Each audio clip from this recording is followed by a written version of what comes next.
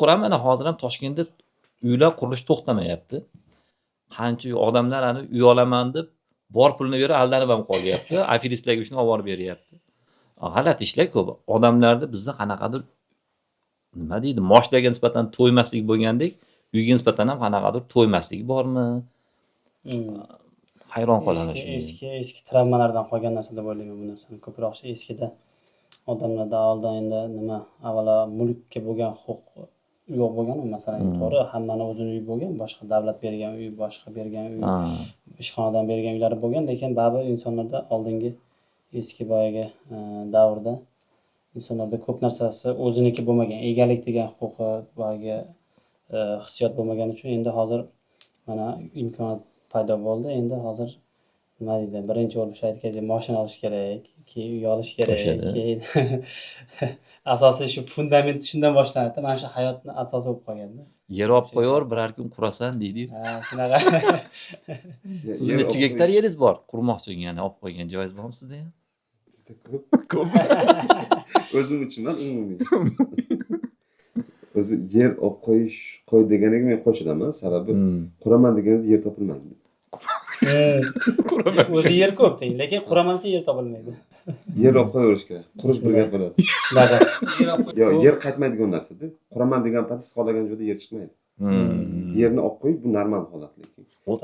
Quramanga o'zi ehtiyoj qatdan keladi. Nimaga qurish kerak o'zi? Bilmayman, men masalan, o katta uylar bor, 2 qavatli uylar bor, 3 qavatli uylar bor, lekin hamma bitta xonada yashaydi-da, oshxonada kiradi. Oddiy uyda yashaydi. Juda ko'p foydalanmayotgan uylar bor-da. Ana faysizga o'xshab turadi, tashqarisi bahaybat. Katta uylarni aytyapsizmi? Ha. Katta uylar balki ko'p. 2-3 ta oila yashash kerakmi? Endi yo'q, bu narsani mening fikrim, bu narsa nimadan bo'lgan? Oldin masalan, avvallari hamma nimada oilada ham birga ota-onasi bilan, hamma aka-uka, opa-singil hamma birga yashashardi-da. Oldin kino ham bor. Xotinlar qo'zg'oloni degan. Kelinlar qo'zg'oloni. Xotinlar qo'zg'oloni. Shunaqa desa ham bo'laveradi. Xotinlar qo'zg'oloni o'shanda hamma birga yashashgan, shunaqa bo'lishgan, hammamiz eslaymiz o'sha narsadan. Keyin asta-sekinlik bilan hozir endi biz ham shu global jamiyatga qarab ketyapmiz. O'shanda endi sekin o'sha hamma alohida yashash kerak, hamma o'zi mustaqil degan narsa tushuncha bor, lekin bizning uyimizda 12 ta odam yashaydi. Biz xuddi shunday aytganingizda katta uy. Lekin ota-onam, ukamning oilasi, mening oilam, ikkita singlim, hammamiz 12 kishi birga hammamiz yashaymiz. Ya'ni ko'payishyapmiz. Shunaqa aytganingizda hech qanaqa bo'sh joy yo'q, naborot. Qo'shnikini sotib olamiz. Bo'sh yerlar. Qo'shniga atakaga o'tishimiz mumkin. Atakalarga shunaqa. Endi bu tamoman shunaqa hammada har xil bo'lsa kerak. Lekin aytganingizda u paytlarda juda kompaktli bo'lgan uylar. Ha, kompaktli bo'lgan deysizmi? Birinchidan uylar past bo'lgan. Past bo'lgan. Ikkinchidan xonalar kichkina bo'lgan. Hozirgi qurilayotgan uylarga hech qanday to'g'ri kelmaydi bu. Oldingi haqiqatda masalan 3 ta 4 ta oila yashagani bilan juda kompaktli bo'lgan uylar. Oldin ekonomli bo'lgan hamma narsani bir joyga sig'dirishgan unda. Hozirgi uylarda masalan bitta mehmonxona desangiz 10 metrli mehmonxona. Shunaqa. U paytda masalan kichkina mehmonxonasi bo'lgan, bitta ayvoni bo'lgan. Har kun mehmon fayzli bo'lganda. Har kun mehmon bo'lgan. Hozirgi 10 metrli mehmon yilda bir marta mehmon bo'lib qoladi. Shunaqa. Shunga men unga qo'shilmayman. O'sha hamchi mehmon katta uyga baribir qo'shilmayman. Endi men nimadan kelib aytyapman? Men o'zim masalan mana ikkita misol keltirish mumkin. Bittasi masalan Xorazmda ko'p mehmon bo'lamiz. Andijonda ham ko'p boramiz, mehmon bo'lamiz. Masalan, ish yuzasidan boshqa masalalar yuzasidan hali bitta uyga bormadimki, kichkina hammasini uyi patologiya ham bir bilmayman 5 metrmi 6 metrmi patologiya ham baland juda.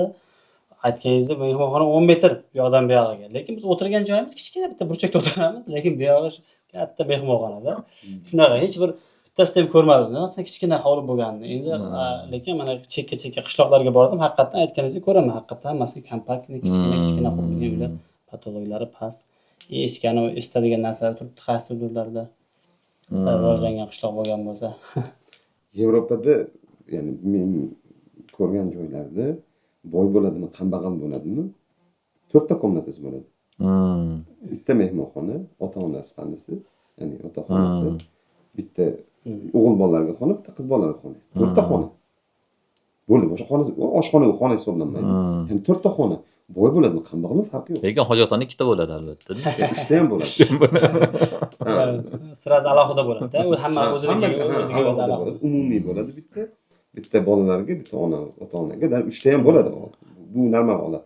Lekin uylar imkon qadar kompaktli bo'ladi, baland bo'lmaydi, past bo'ladi, isitish oson, ya'ni kubometr kamayadi, uy past bo'lgan sari.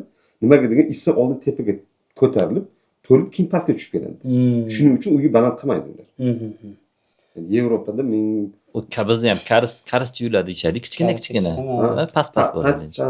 Endi bizda baho bo'ladi deydi. Bilmayman u qayerdan kelgan u gap. Oldin uy narsa yo'q edi. Ha, oldin ham barho bo'lgan, lekin past uylarda ham. Yo'q, 20 desam 25-30 yil oldin unaqa baland uylar bo'lmasdi. Juda kam bo'ladi. Hammada past uy, Past. kompaktli bo'ladi. Uylar Keyin boshlandi-da. keyin boshlandi. 2000-yildan keyin, 2005dan keyin sekin shunaqa boshlandi. Shunday. Yevropada keyin ular aytganingizdek uylari haqiqatan kichkina hamda, lekin ularda hozir men masalan borib ko'raman, Yevropada nima deydi, boyaga aytganingizdek haligacha ham shu kichkina past quradi. Hozir ko'rayotgan aytaman. Endi deyman, hozir katta qurilmaydimi? Boshqa qilmaysanmi? Yo'q dedi, haligacha shunaqa dedi, chunki dedi bizda dedi majburiyat bor dedi. Shu energiya sarfi, energiya effektivность bo'yicha, energiya tejamkorligi bo'yicha dedi, majburiyatimiz bor dedi. U standartga javob berish uchun agar aytganingizdek bizga o'xshab baland quradigan bo'lsak, biz bu yoqqa uyga juda katta xarajat qilishimiz kerak, ko'p narsani o'zgartirishimiz kerak deb. Ular ko'proq endi yangi qurmaydi, ko'proq eskini ham renovatsiya qiladi ular. O'shanda ko'rdim, masalan, bizda masalan ishlatilyapti hozirgi masalan bazalt mahsulot ishlatyapti, issiqlik saqlash uchun qanaqadir energiya effektivniy kotyol shunaqa qo'yilyapti. Ularda shu bizning standartimizdan bir 10 barobar baland standartda ularda. Shu darajada masalan endi Yevropa barqaror davlat, rivojlangan davlat, topish tutishlari baribir ularniki ancha biznikidan yaxshi deb o'ylayman. Ancha yaxshi. Shunga qaramay, lekin energiya rasxod, energiya resursini juda ham energiya effektivностьga juda qattiq e'tibor berishar ekan. Bitta nima deydi, har bitta binoni har yili energiya auditini o'tkazar ekan. Har bitta binoni. Sizni binongizni o'zi toifalab qo'ygan ekan, A, B, C, D toifalab qo'ygan. Shu sizni binoyingizni energiya effektivnosti qanchalik energiya tejamkor bo'lganiga qarab turib, o'shanga qarab turib sizni uyingizga status beradi, reyting beradi. O'sha reytingga qarab keyin kommunal rasxodlaringizni qilasiz, to'laysiz. Aytaylik, energiya effektivnosti yuqori A bo'lsa, sizni masalan bir to'lovingiz masalan 1 kilovat chas yoki 1 kubitskiy metr gaz bo'lsa, shu boyagi eng pastdagi bilan razницasi juda katta farq bor orasida. To'lovda kommunalniy tomonidan masalan sotilayotgan uylarni ham ko'rdim. Недвижимость agentsiyalariga ham kirib ko'rdim, so'radim. Ikkita показатель turibdi. Masalan, o'sha yerda birinchisi yozib qo'ygan masalan narxi, ikkinchisi o'ng tomonda energiya effektivностьni o'rnini. Mana shu masalan bir uy olmoqchisiz, kvartira olmoqchisizmi, o'sha yerda yozib qo'yadi. A darajada. Qaraysiz, bunda ham 50 kvadrat, bunda ham 50 kvadrat. Ikkalasi bir xil, lekin buni kategoriyasi A, buniki C bo'lgani uchun buni narxi unikidan $20,000 qimmat, buniki arzon. Shunaqa. Shunga qarab narxni anaqasi kategoriyasi u yerda shunchalik taqsimlanganda. Bu yerda uy sotib olishdan oldin texnik показания so'raydi. Birinchi to'liq hamma narsa. Ha, albatta so'raydi. Hatto bizga eng yaqin bo'lgan joy Qozog'istonda ham so'raydi. Qozog'istonda ham shunaqa. So'raydi. Uy sotib olyapti, so'raydi. Energiya, ya'ni texnik показания so'raydi. Qancha energiya xarajat qiladi? Bir oylik umumiy xarajatlar cho'ntagiga ko'tarmaydimi? Uni olmaydi. Turkiyada uylarning anaqasi yoshiga qarab o'lchanar ekan-a. E'lonni ko'rdim. Endi u yerda boshqacharoqmi? Qish bu darajada qattiq emas. Qozog'istonda ham qish qattiq kelgani sababli buni albatta hisobga olish kerak. Qaraydi. Nima bilan o'tiblik bo'lgan. Har bitta narsa yozib boriladi qurilish davomida. Uni so'rab olishadi. U Rossiyada-ku bu haqda gapirmasam bo'ladi. Balki u yerda agar noto'g'ri qurilgan bo'lsa, ya'ni uylar unda yashab ham bo'lmaydi. Isitib ham bo'lmaydi. Uylar ichi muzlab ketadi, ya'ni ichkariga muz chiqib keladi. Demak, Bahrinaga qarang, bizda hozir показатель nima? Bizda asosiy показатель uy olishda, uyning narxi, necha xonaligi, qachon tayyor bo'lishi bo'ldi, boshqa narsa yo'q-da. Bunga sabab bor-da. Sabab bilmayman, adashmasa bir 30 yil uy qurilmaganda O'zbekistonda. Yo'q. 30 yil qurilmadi. Statistikani ham aytishim mumkin, hozir ko'rdim. 30 yil qurilmagandan keyin ochda bozor. Juda och. Bozor bitta to'yinsin. Keyin sifatga o'tamiz. Keyin sifatga o'tamiz. Ya'ni qorni och odam hamma narsani yeydi. Qorni to'ygandan keyin tanlab yeydi. Hozir bizda uy bozori juda ham och. 30 yil hech qanday, ya'ni to'g'ri uchastka qurilgan. Lekin Toshkentda men barmoq bilan sanasa bo'ladi. U Shunaqa bo'lgan. O'rgangan. Juda qimmat ko'p bo'lgan. uylarni Oddiy odamlar uchun emas uylar hammasi. Toshkentda Ha. qurilganlar ya ayniqsa. u yerda u paytda ikkiga bo'linardi sur. Sen qora tanlisan, ya'ni Toshkentda uy ololmaysan. Sen oq tanlisan, sen uni ola olasan. Propiska masalasi bor edi-yu. Yo'q, rangga qarab emas faqat. Sochga Ya, men qarab, umumiy ma'noda sochga qarab, aytyapman. sochga qarab, ne? Sochga qarab. Yani endi bozor to'yish kerak. Hmm. Odamlar tanlash. Odamlar ayblab bo'lmaydi bunda. Yo'q, albatta, Oldin- albatta. Bozor to'yish kerak. Hmm. Uy bilan bir qur hamma to'ygandan keyin birinchidan narx bitta yaxshigina tashlaydi. To'g'ri. Bir baravargacha, ya'ni $1000 joy 500 gacha tushadi. Sen Rossiyada men o'zim guvoh bo'lganman. Sen 2 million rublli uylar 1 million 200 gacha tushgan. Bir kechada. Bir kechani o'zi. Bir kechada tushgan. 2014-yil. Qanday kecha bo'lgan u? Adashmasa avgust oxiri edi. Ya'ni dunyo Hali 2012 degan kinolar ya, paytida Krim emasmi? voqeasidan keyin anneksiyadan. Ha. Bitta bozor. 2014'da. Ya'ni Hmm. odamlar qanday olardi uyni? Uyni sotib olishda faqat kreditdan foydalanadi. Hmm. Ipoteka. Ha, pul Mas bankdan ipoteka. olardi, borib uy sotib oladi. Hmm. Endi boyagi uylar ham kreditga qurilardi. Hmm. Ya'ni pul kelmasa uy qurilmaydi. Hmm. Bu yoqdan pul kelmayapti, ular narxini baravariga tushirdi. Ya'ni $1000 500 gacha tushirdi. Hmm. Adashmasam 1 yilda o'sha narx 1 ming masalan 30% qaytib oshdi, o'zini narxiga bordi. Hmm. Real narxiga. Real narxiga Haqiqiy kelib qoldi. narxiga. Hozirda bizda ham hozir ishirilgan narx turibdi. Hmm. Haqiqiy narx emas. Ishirilgan bitta yoriladida o'zini joyiga keladi. Ana o'shandan keyin odamlar tanlashni boshlaydi. Ham arzon, ham tanlab oladi uni. Faqat nazarimda shu o'zi aks etayotgan jarayon boshlandi. 35-yillarga kelib bo'lsa Hozir kerak. Boshlandi deb o'ylayapman. Ko'pchilik Unga bilmayman bir 10 yil kerak. 10 yil kerak. yana ya. Hmm. 10 yil kerak. Hali yangi Toshkent qurilyapti unaqada metrik. Ungacha boyagi aholini ham sotib olish anaqasi madaniyati o'zgaradi. Bu ham bir anaqada, to'g'rimi? Madaniyat. Bu ketma-ket endi men iqtisodchi emasman. Hmm. Просто men ko'rgan narsamni aytayotganim. Bu aniq. Bitta bozor to'yishi bo'ladi. Hmm. Bitta narx tushadi. Keyin o'zini holiga keladi. Ya'ni haqiqiy narx Hmm. keyin shakllanadi. Bozor to'ygandan keyin. Ijara ham shundan keyin shakllanib qolsa kerak, aka. Ijaraga ta'sir qilmaydi. Mening o'lchamim ijaraga ta'sir qilmaydi. Nimaga Moskvadan ta'sir qilgani yo'q ijaraga. Ha. Rossiya. Odam markazga odam intilavergani sabab doimiy sпрос bo'laveradi. Mehmonxona va ijara uylar narx bir xil turaveradi. O'zgargani yo'q. Men o'zim Moskvada ko'rgan. 2014dan 2018gacha davomida yashadim. 4 yilni yashadim, lekin ijara tushgani yo'q. Hmm. Uylari narxi tushib ketganda ijaraga hech qanday ta'sir qilgani yo'q. Chunki aholi daromadi baribir ijara turgan turaveradi endi. Ijara turgan turaveradi. Aholi farqi yo'q. Bizda lekin men bir hisoblab o'zim uchun bir qiziqib ko'rdimda, shu ijarani masalan aytaylik bitta uy olib, masalan uni ijaraga beradigan bo'lsa, unga ketadigan masalan uyni olding, ijaraga berding bo'ldi emasda, u uyni ijarachi undan foydalangandan keyin masalan 5 yil foydalansa, uyni qaytadan yana remont qilish kerak. Deb 5 ga ham bormaydi. 3 yilda. 3 yillarda ya. Demak, Kosmetika men remont adasi qilish. yana ham pozitivniroq qilibman-da. Men ham pozitivniy qilibman-da. 3 yil bo'lsa yana qaytadan kosmetika qilasiz. Har 3 yilda qiladigan bo'lsangiz, uni siz o'sha ijarachidan olgan pulingizni qaytarib yana shu rasxodga qaytarib sarflaysiz-da. Bu yerda boshqa narsa. Mana bu uy bo'lsa, 3 yildan keyin bu uyni narxini siz ko'tarishingiz kerak. Inflyatsiya hisobiga.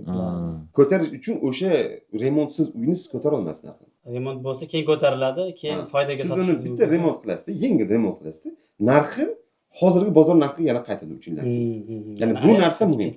Shuning uchun bitta ya'ni chiroyli qilib yengil remont qilinadi. Narxini o'sha kungi bozor narxiga qaytarib qo'yaverasiz. Ya'ni 3 yildan keyin narx oshishi ehtimoli bor. O'sha 3 yilda remont qilish shuning uchun kerak. har 3 yilda. Har 3 yilda remont qilsa Kosmetikskiyda endi. ha, u yengil. Yengil. Tekras qiladi, ya'ni chaqada terib chiqadi, santexnika, elektrika bir qaraydi. Uni rozetkaga o'xshagan rozetka tushib qolgan bo'ladi. Rozetkalar joyiga qo'yiladi, bo'ldi. Men yaqinda Narx ya'ni o'sha kungi bozor narxiga qaytadi. bizni uyim bor edi, Qo'yliq tomonda bir yer olib qo'ydim. Mana siz aytgandek, yer olib qo'yish kerak edi, 5 sotiga olib qo'ydim. Ozgina yashadimda, keyin bo'lmadi. Shaharchaga ko'chib kirishim kerak bo'ldi. 1 yil ijara turdim. Olmazor tumanida. Uyni oldim, 1 yildan keyin topshirayotgan paytim uyda egasi remont qilib ber deb qoldi-da. Men topshirganimda chiroyli deb qoldi. Keyin mana birinchi marta ijaraga chiqishimda bo'ldi aka deb, keyin uyga yangi uy olganman. Uyimni ustida ishlayapti deb olib kelib, bir oqlab, ko'klab turib topshirdim. Keyin o'zimga o'zim alam qilib qoldi. Uyi to'xtadi-da. Bu hatto uyni ham toza qilib topshirish kerak bo'lsa, Bu nimaga ijaraga qo'yyapti dedimda. Ijaraga hech kim turmasin-da uyda, ham uy chiroyli bo'lib tursin, ham pul kelib tursin-da. Ijaraga qo'yapsan, hech bo'lmasa 1-2 oylik pulini sarflaysan-da bunga. Kelib turibdimi pul, daromading bormi? Sarflash yo'qda qarang. Oxiri elementar men pult qani deyapti-da. Pult anaqasi knopkasi chiqib ketibdi deyapti. 30 ming so'm turadi-yu. Bizda Hozirgi bag'ri kenglik qilibsiz-da. Birinchi marta eshityapman, arendator chiqib ketib, uyni remont qilib ketganini men ham qilganman. Ikkinchi marta bo'ldi. Endi menda 4 ta yosh bolam bor edi. Menda 5 ta menda. Katalogdan boshqa hamma joyga chizib chiqildi. Ha, u tomoni bor lekin bola. Menda ham 5 ta Hamma edi. joyga chizib chiqildi, majbur endi. Ha, demak to'g'ri qilibsiz. Men o'zim uyaldim uni shunchaki topshirib ketishga. Necha yil turadingiz? 1 yil 2 oymi o'sha. Ha, bir xil bo'pti, demak. Vijdonli odamlar ekan. O'zim chidolmadim. O'ta vijdonli. O'zim chidolmadim, remont qilib berdik. O'sha yerda bitta ish qilsak, bular kim o'zi, nima o'zi ekanlar, bir o'zini tashtirib qo'yaylikmi?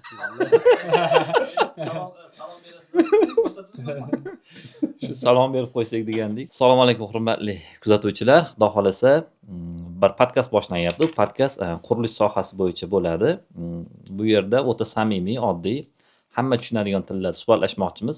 Oddiy ustalarni ham taklif qilamiz. Agar ko'ruvchilar ichida ustalar bo'ladigan bo'lsa, o'zini sohasini yaxshi ko'radiganlar bo'lsa, podkastda ko'rishdan xursand bo'lamiz. Misol uchun, podkastga kimlar kelishi mumkin? Quruvchilar kelishi mumkin, sohasini egalari kelishi mumkin. Oddiy, misol uchun, paxsa uradigan, paxsa bilan shug'ullanadigan, paxsa devor qiladigan usta ham kelishi mumkin. Biz hammani fikrini eshitamiz va mana shu fikrlarimiz odamlarga avvalambor va mana shu auditoriyamizga, xalqimizga, ustalarga ham foydali bo'lsin degan ma'noda qilyapmiz. Bugun suhbatimizga demak ishtirokchilarni tanishtirib o'tsak, men hozir Abdusamad Mo'minovman. Qurilish sohasiga aloqam yo'q. Umumiy mana shu tashkiliy ishlar bilan shug'ullanaman. Xo'sh, endi o'zingizlar tanishtirib yuborsanglar, marhamat. Tursunov Sardor, Termoplus korxonasi asoschisi bo'laman. Korxonamizni asos qilganimizga mana bu yil 5 yildan o'tdi. 5 yil oldin biz faqat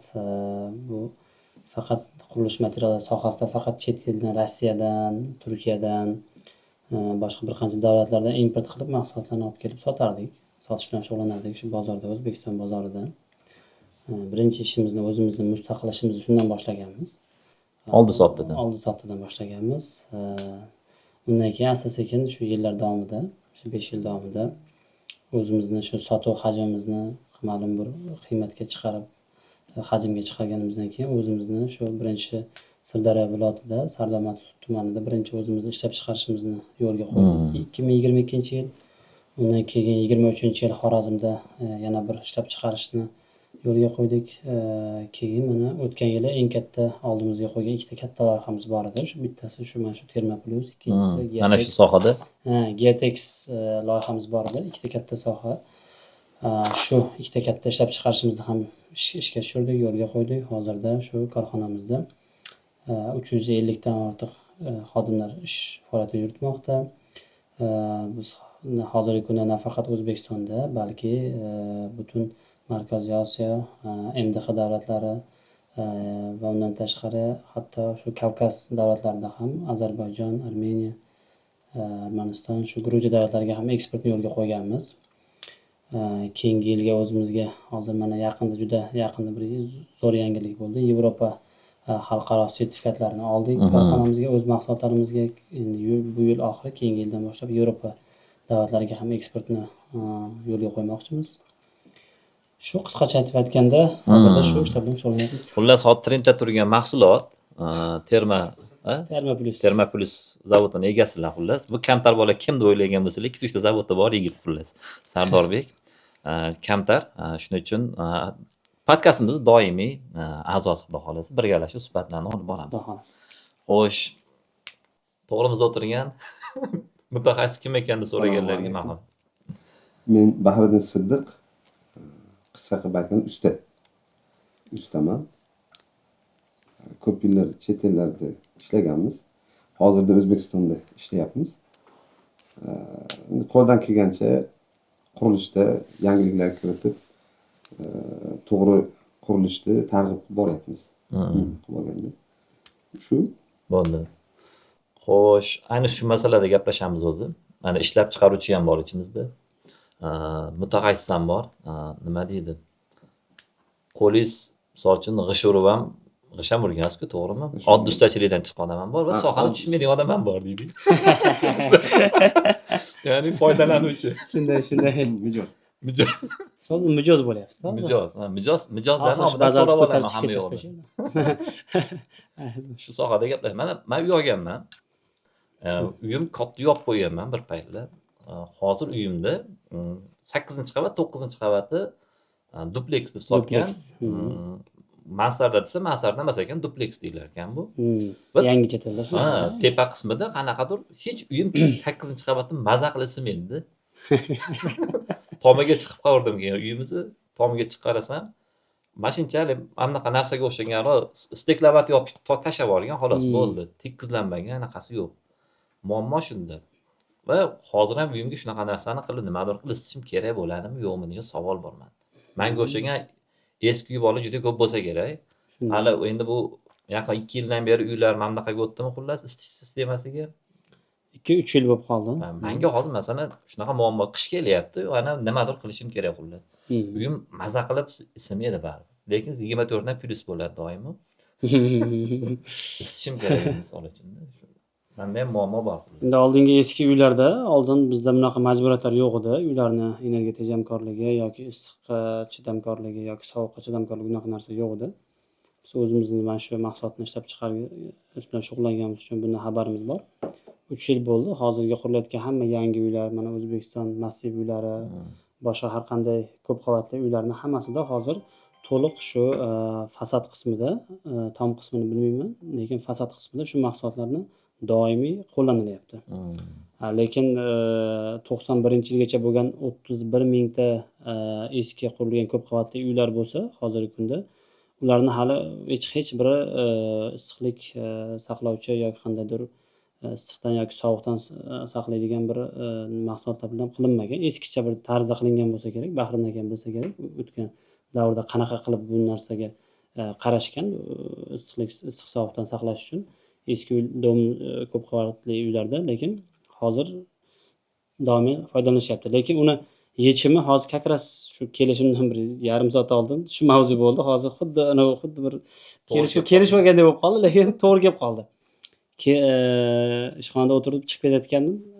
Anaqa nima hamkasbim o'tirib telefonda gaplashyapti. Bir o'zini tanishiga, Zora qarindoshiga. U ham xuddi siz aytgandek 9-etajda turar ekan. Uniki 8-9 emas ekan, 9-etajda turar ekan. Eski uyda. 9-etajda turar ekan. U ham xuddi shunday hozir bizdan bazalt mahsulotni olgan ekan. Men to'g'risi eshitib hayron qoldim. Men aytdim, shunaqa odamlar ham bor ekan dedim. 9-etajda turib dedim, o'zini domini tepasini qiladigan dedim. Yo'q, qilyapti, bo'lmasam qishda dedi, yosh bolam bor uyda dedi. Ko'p kasal bo'lib qolyapti. Uyim isitib bo'lmayapti. Shunga dedi, qilmasam bo'lmaydi dedi. Fasadini ham qilmoqchi edim dedi. Fasadim dedi. Katta ko'chaga qaragan ekan, unga ruxsat berishmadi dedi. Faqat tomga qilsa bo'ladi dedi. Hozir tomini qilayotgan ekan. Tomini to'liq bazalt bilan qoplab, o'zini boyagi qonun qoidasidagi o'zini shu membranalardan foydalanib, o'zini to'g'ri texnologiyasi bilan qilyapti. Bizani o'zimiz yana bitta loyiha qilganmiz. Shu Termoplusning ichida Terma System degan. O'sha Terma Systemda o'sha biza o'zimizni montaj guruhimiz ham bor.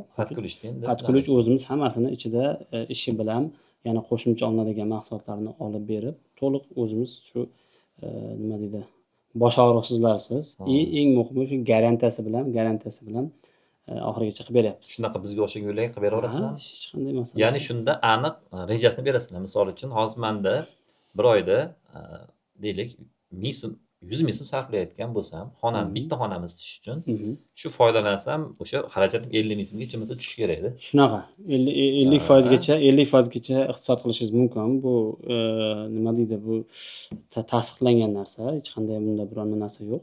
Ko'pchilik o'zimni mana o'tgan yili, undan o'tgan yillari masalan ko'pchilik o'zim tanishlarim ham gaplashib qolsam, endi baribir shu mavzuda ozgina suhbat bo'lsa, sraz aytadi, darrov aytadi. O'tganda bunaqa edi, hozir mana dedi, bu yil dedi, to'g'risi atapleniya ham yoqmadim deyapti. Xorazmda, masalan Xorazm ham xuddi sovuq joy bo'ladi hisoblanadi. Даже atapleniya ham yoqmadim dedi bu yil dedi. Xuddi shunday anaqada qishda, o'tgan qishda. Yozda aytayapti, konserni, umuman konserni ishlatmayapman dedi. Umuman konserni даже dedi, yoqish yotirsin dedi. anaqasida yo'q dedi. Chunki u ham tomiga, ham devoriga qilib chiqdi. Umuman u narsasi bo'lmayapti. Chunki bu asosiy shu vazifasi buni bizni vazifamiz ham nima? Bizni vazifamiz bu mahsulot, bu bir ko'rinish, bir nom bo'lishi mumkin, lekin bizni vazifamiz ham asosiy korxonamizni oliy missiyasi deydi-ku. Oliy missiyasi ham xuddi shunday. Insonlarning hayotiga komfort yaratish, insonlarning hayotini iqtisod qilish, qaysidir xarajatlarni insonlarning hayotida yashab o'tayotgan har bitta kuni baribir hamma shu ishga boradi, ishdan charchab keladi, boshqa qiladi, uyda yosh bolasi bo'ladi. Shu birinchi o'rinda shu komfort hosil qilish kerak uyda yashayotganda. Baribir bizda hozir har yili endi biz sezyapmiz, o'zim ham sezyapman uyda. Har yili borgan sari ob-havo sovuq, ana surovoy havo, ob-havo. Havo ham juda issiq kelyapti. Issiq ham juda issiq bo'lyapti, sovuq o'ta sovib ketyapti. Shuning uchun yechim tayyor. Absamat aka. Bahriddin akam ham ustaman deb qo'ydilar, lekin Salam House degan bir korxonani yuritishadi bular. Va adashmasam 2 ta 3 ta uy qurib topshirgansizlar hozirgacha. Va yaqinda o'zim ham bir borib ko'rdim qurilishlarni. O'zim ham bordim. Uyda olmoqchi bo'lib bordim-ku bir. Xuddi shunaqa sistema qilyapti adashmasam. Qanaqa bo'lyapti sizda o'zi mana shu foydalanish? Shunaqami? Undami? Rostdan ham shunaqami aytganlar edi? Hozir men demasam tushuntirib o'tib ketaman. Usta sifatida. Binoyimiz umumiy metr kvadrati maydoni 2050 kvadrat. 50 kvadrat umumiy maydoni. Bizni o'rnatgan biz umumiy hamma uyga bitta katya o'rnatganmiz. Hamma butun uyga. Hamma nechta xona bo'lsa, masalan, nechta uy bo'lsa, hammasiga bitta joydan bir dona katyoda isitiladi uy. O'sha 2050 kvadratni isitish uchun 62 lik katyo qo'yganmiz. Ya'ni 62 degani yani 62 kvadrat edi. 1 kvadrat 10 kvadratga mo'ljallangan. Bu 620 kvadratni isitish kerak aslida. Bizga 2050 kvadratni isitib beradi. 30% ga, ya'ni 60% ga ekonom. 60% ga. 60% ekonom qilyapsiz. Qanaqa qilib? Shu uteplit qilganmiz. Bitta mana shuni o'zi bilan hal bo'lyapti hozir. Yo'q, yog'in bo'lmasa biz bundan emas, biz Penaplex qilganmiz. Unda bu bola ishlamasdi bu kishida. Yo'q. Hozir sizga tushuntirib beraman. Mana bu uy deb olsak, hozir mana shuni uy deb olsak, mana bu tom qismi. Yaxshi uteplit bo'lmasa utechka. Ya'ni xuddi suvni solsangiz, oqib ketganda issiqlik ham oqib ketadi. Tepaga oqadi faqat. Bu tepaga oqadi issiqlik. Agar yaxshi yonga chiqadi. Zo'r maqol ekan, shuni bir tepaga oqadigan narsani ya'ni tasavvur qiling, bitta bochkani tagida 10 ta teshigi borda, to'ldirib bo'lmaydi uni. Biz shu bochkani hamma teshigini yopganmiz. Shuning uchun 2050 kvadratni 620 kvadratni isitish kerak bo'lgan qachon isitadi. Teshiklari yopganmiz. Ajoyib aka. O'sha teshikni yamaydigan bu kishi mahsulot chiqaryapti. Eng qisqa lo'nda javob mana shu. Ya'ni uyni teskari qiling, oqib ketyapti. Faqat uyda issiqlik tepaga harakat qiladi, mamnun turadi. Shu farq. Boshqa farq yo'q. Birinchi tomdan boshlash kerak ekanda. Tom eng birinchi tomdan boshlash kerak bo'lgan narsa tom. Va uteplit qilishda ham qanday? Birinchi slov qo'yildi. Birinchi slov qo'yilgandan keyin chokini ustiga ikkinchi slov qo'yish kerak. Shaxmat qilib qo'yiladi. Mana bu chokdan sovuq o'tish ehtimoli bormi, ustiga qo'yasiz. Bo'lsa, uchinchisida mana bu joyga qo'yganni aniq o'tmaydi. 3 slov qilish kerak. Va ko'pchilik aytadi, bir slov qalindan, ya'ni qimmatidan qil deydi. Yo'q. Bunga men qo'shilmayman. Tomga ayniqsa, demakki biz tomimizga shundan ishlatganmiz. Bazalt. Faqat firmasi boshqa bo'lishi mumkin. Aynan bazalt ishlatganmiz. 3 qavat qo'yganmiz. Qilib, uchinchisini mana bu chokka qo'yganmiz. Natijada aniq u yerdan suv sovuq kirmaydi, issiqlik chiqib ketmaydi. Bu standartmi, standartdan ko'proq qo'yganmisizlar? Yo'q, standart. Mana shu o'zi standart. 3 qavat standart. Mani tomim boru. Bir qavatmi? Chiqdim, bir qavat shuni stiklavat yotqizib olgan, ana ustida yursangiz borib sochilib ketadi hamma yo'qqa. Shu, ana shu joyda birinchi, ya'ni nima qo'yiladi? Birinchi paraizolyatsiya deydi, tagiga solinadi. Ustidan 3 qavat solingandan keyin ustidan gidroizolyatsiya deydi. Bu kishi aytgan membranni gidroizolyatsiyada o'sha. O'sha narsa solinmasa ham bo'lmaydi. u ham paraizolyatsiyadan, ham gidroizolyatsiya hamma narsani to'sadi va 3 qavat chiroyli holatda turadi. Ana o'shandan keyin siz rezultat kutishingiz kerak-da. Bir qavatda rezultat bo'lmaydi. Eng qimmatini qo'ysangiz ham bir qavatda rezultat kutish sal qiyinroq masalan. Devorda kutasiz, tomda emas. Tomda emas. Shu Bahriddagi mana shu narsa hozir ko'pchilik men eshityapman. Shu muammo mahsulotning to'g'ri texnologiyasi bilan shu o'rnatish bo'lyapti-da. Gapingizni Ko'pchilik. tushunib Ha. Men 2-3 marta hatto o'zinglarning saytinglardan ham olib videoni, Xudo berdi siz ishingizni yuritganing uchun Xudo berdiga tashlab bergandim. Bu noto'g'ri ishlashyapti. Buni sizlar bu yerga qo'ymanglar. Ha. Noto'g'ri ishlatishyapti. Bunaqa ishlatish, ya'ni uni ko'rgan odam shunaqa ishlatar ekan deb o'ylaydi. Shunaqa deb o'ylaydi, albatta ko'rgan Buni bu yerga qo'ymanglar deb 2-3 ta videoni men Xudo berdi tashlab bergandim. Haqiqatda olib tashladilar bundan keyin. E'tiborli bo'lishi, to'g'ri ishlatishni oldin odamlarga o'rgatish kerak. Albatta. Mashinani berib minishni o'rgatmasangiz bo'lmaydi. Bu ham xuddi shunaqa to'g'ri ishlatsa zo'r ishlaydi. Surok slujbasi ham uzoq bo'ladi-da. Uni ham surok slujbasi bor, to'g'ri Shunda nimaga buni qanaqa surok, qanaqasi bor? Qancha oddiy o'zi bu chirimaydigan narsa chirimaydigan hech narsa bo'lmaydi. Masalan, 50 yil, 100 yil turaveradi bu narsa. Masalan, faqat endi buni baribir bu ochiq havoda bunday turadigan narsa emas bu. Ochiq havoda turadigan narsa emas. Bu yopiq narsa bilan turadi. Masalan, mokriy fasad bo'ladimi yoki ventilirованный fasad bo'ladimi yo tom bo'ladimi? Baribir yopiq ichki qismi turadi-ku. Shuning ichida baribir boyagi havoni aylanishi, boshqasi aytgandek boyagi paraizolyatsiya, gidroizolyatsiya shulardan to'g'ri foydalansa, o'shanda buni ham o'zini o'zi yaxshi saqlab turadi-da, o'zini vazifasini bajarishda. Shunday. Endi men ham aniq nazariya tomonidan tushuntirib bera olmayman. Agar bu kishi aytganda ochiq holatda tursa, ichida nimadir teksturasi buziladi-da va issiqlikni o'tkazib yuborish yoki sovuqlikni o'tkazib yuborish paydo bo'ladi. Bu albatta o'sha devorga yopishda o'shani ustini yana anaqa tekizlashadi. Albatta ustidan yopish kerak. Xususiyatlari o'zining xususiyati fizika, mexanika sanaqalari tushadi-da baribir. Shuning uchun uni to'g'ri texnologiya bilan ishlatish kerak. Hozir buning uchun biz bitta ikkita yo'nalishda ishlayapmiz. Birinchisi bu shu qurilish vazirligining qoshida texnik anaqasi bor, o'zlarining texnik markazi bor. Shular har bitta shu ishlab chiqarayotgan qurilish mahsulotlarini o'zini texnik reglamentini ishlab chiqyapti. Hozir biz ham ishlab chiqdik.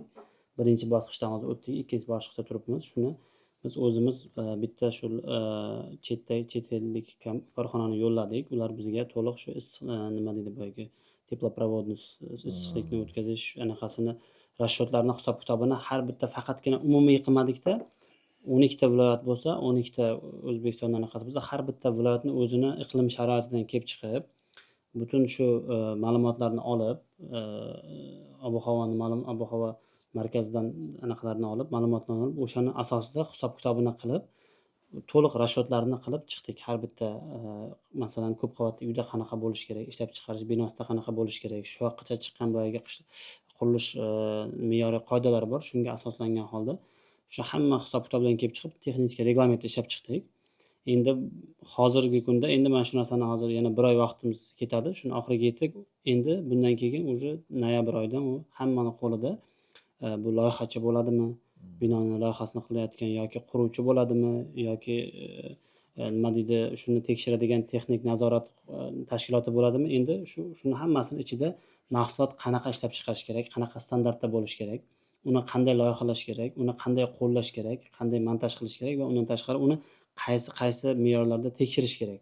To'g'ri foydalanildimi, noto'g'ri foydalanildimi? Chunki hozir bu narsa yangi bo'lgani uchun baribir menimcha tabiiy ko'pchilik hali bunda tajribasi yo'q. Masalan, siz chetda ishlab kelgansiz, Bahriddagi sizda o'zi baza bor. Qanday qilishni bilasiz, nima to'g'ri, nima noto'g'ri, o'zingiz buni boshingizdan o'tkazgansiz bilasiz. Lekin ko'pchilik ustalarimiz boshqalar hali endi bu narsani o'rganyapti. Albatta bunga ham vaqt kerak. Shu narsa uchun birinchi navbatda shu texnik dokument tomonlarini qildik.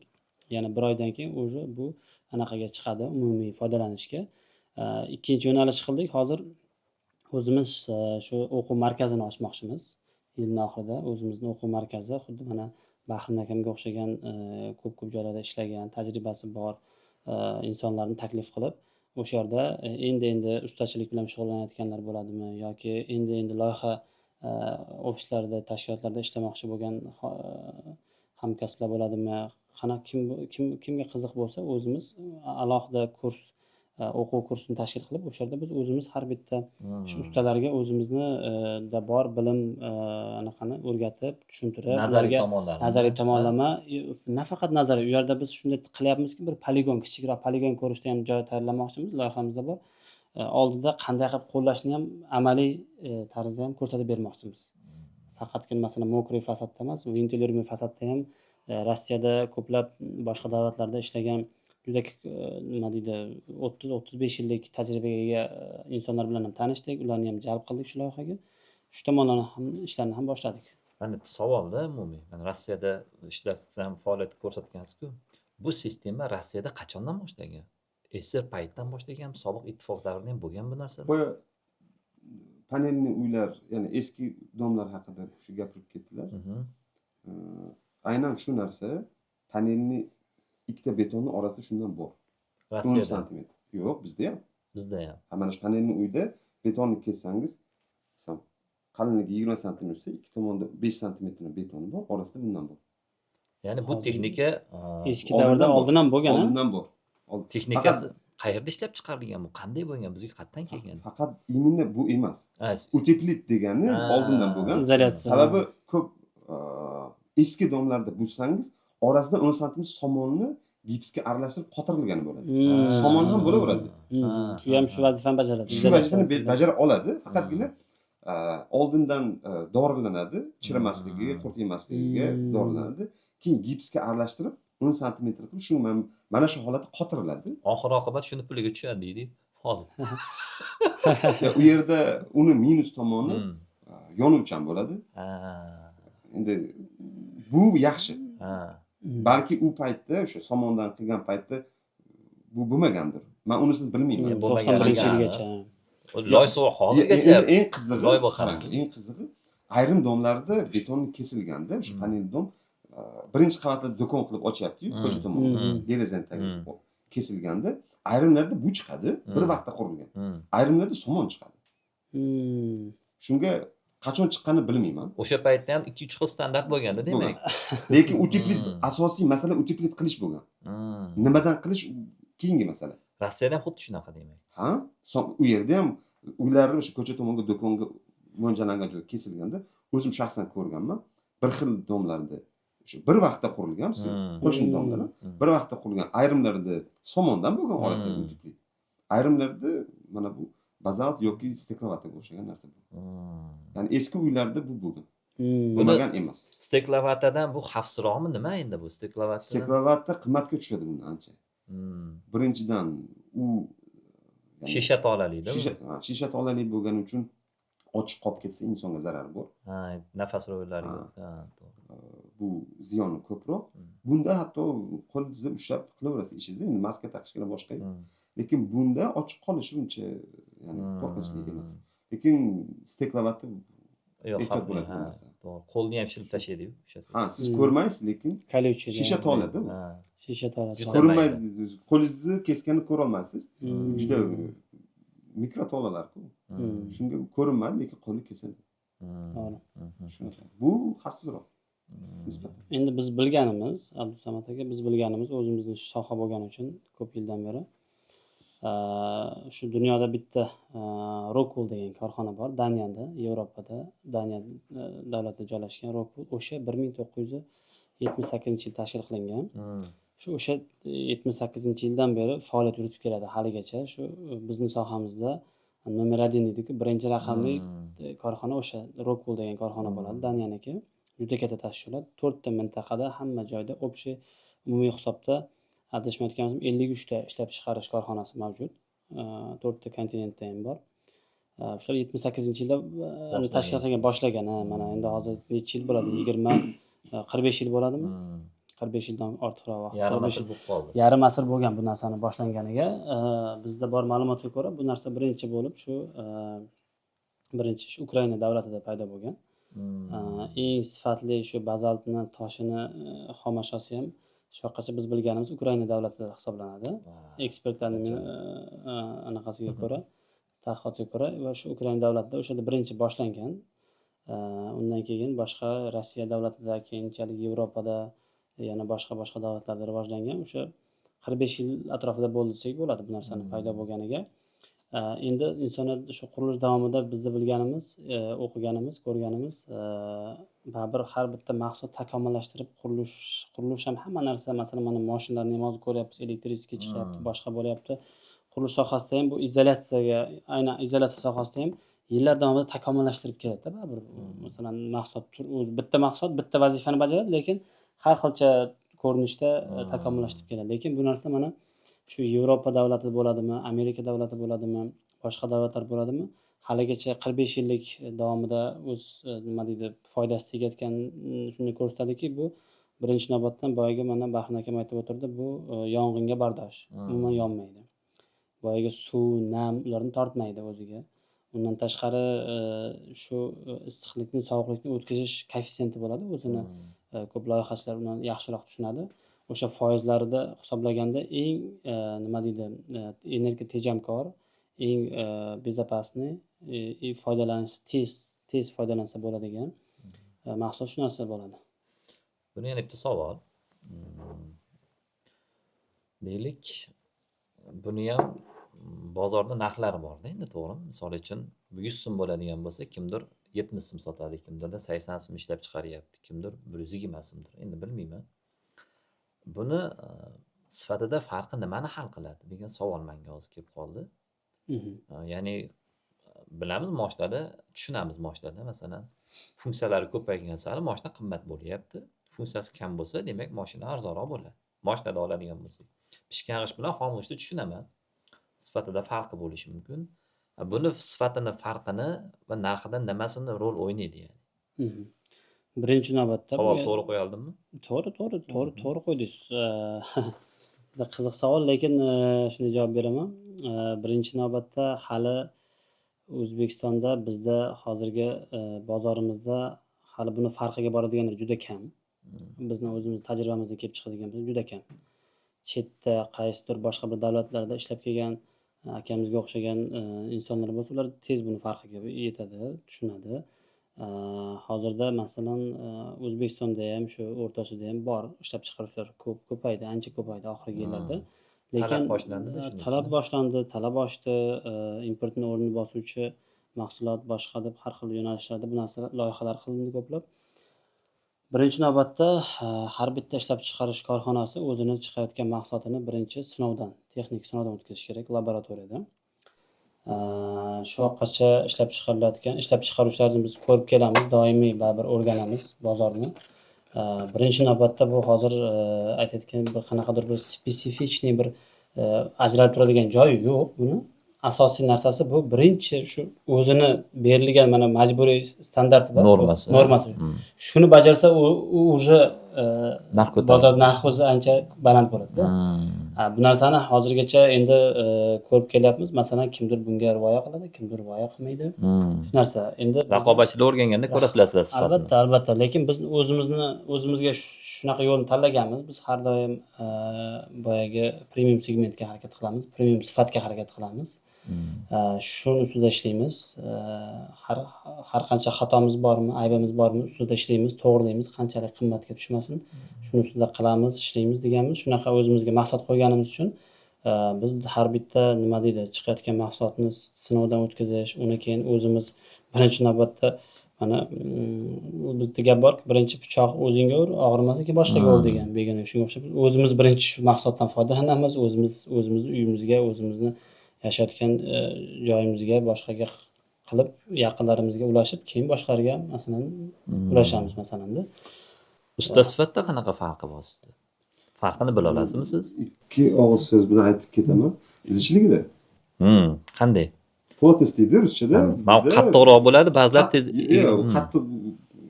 U qattiqligida ham emas. Zichligini o'zi tekshirsa bilinadi bu.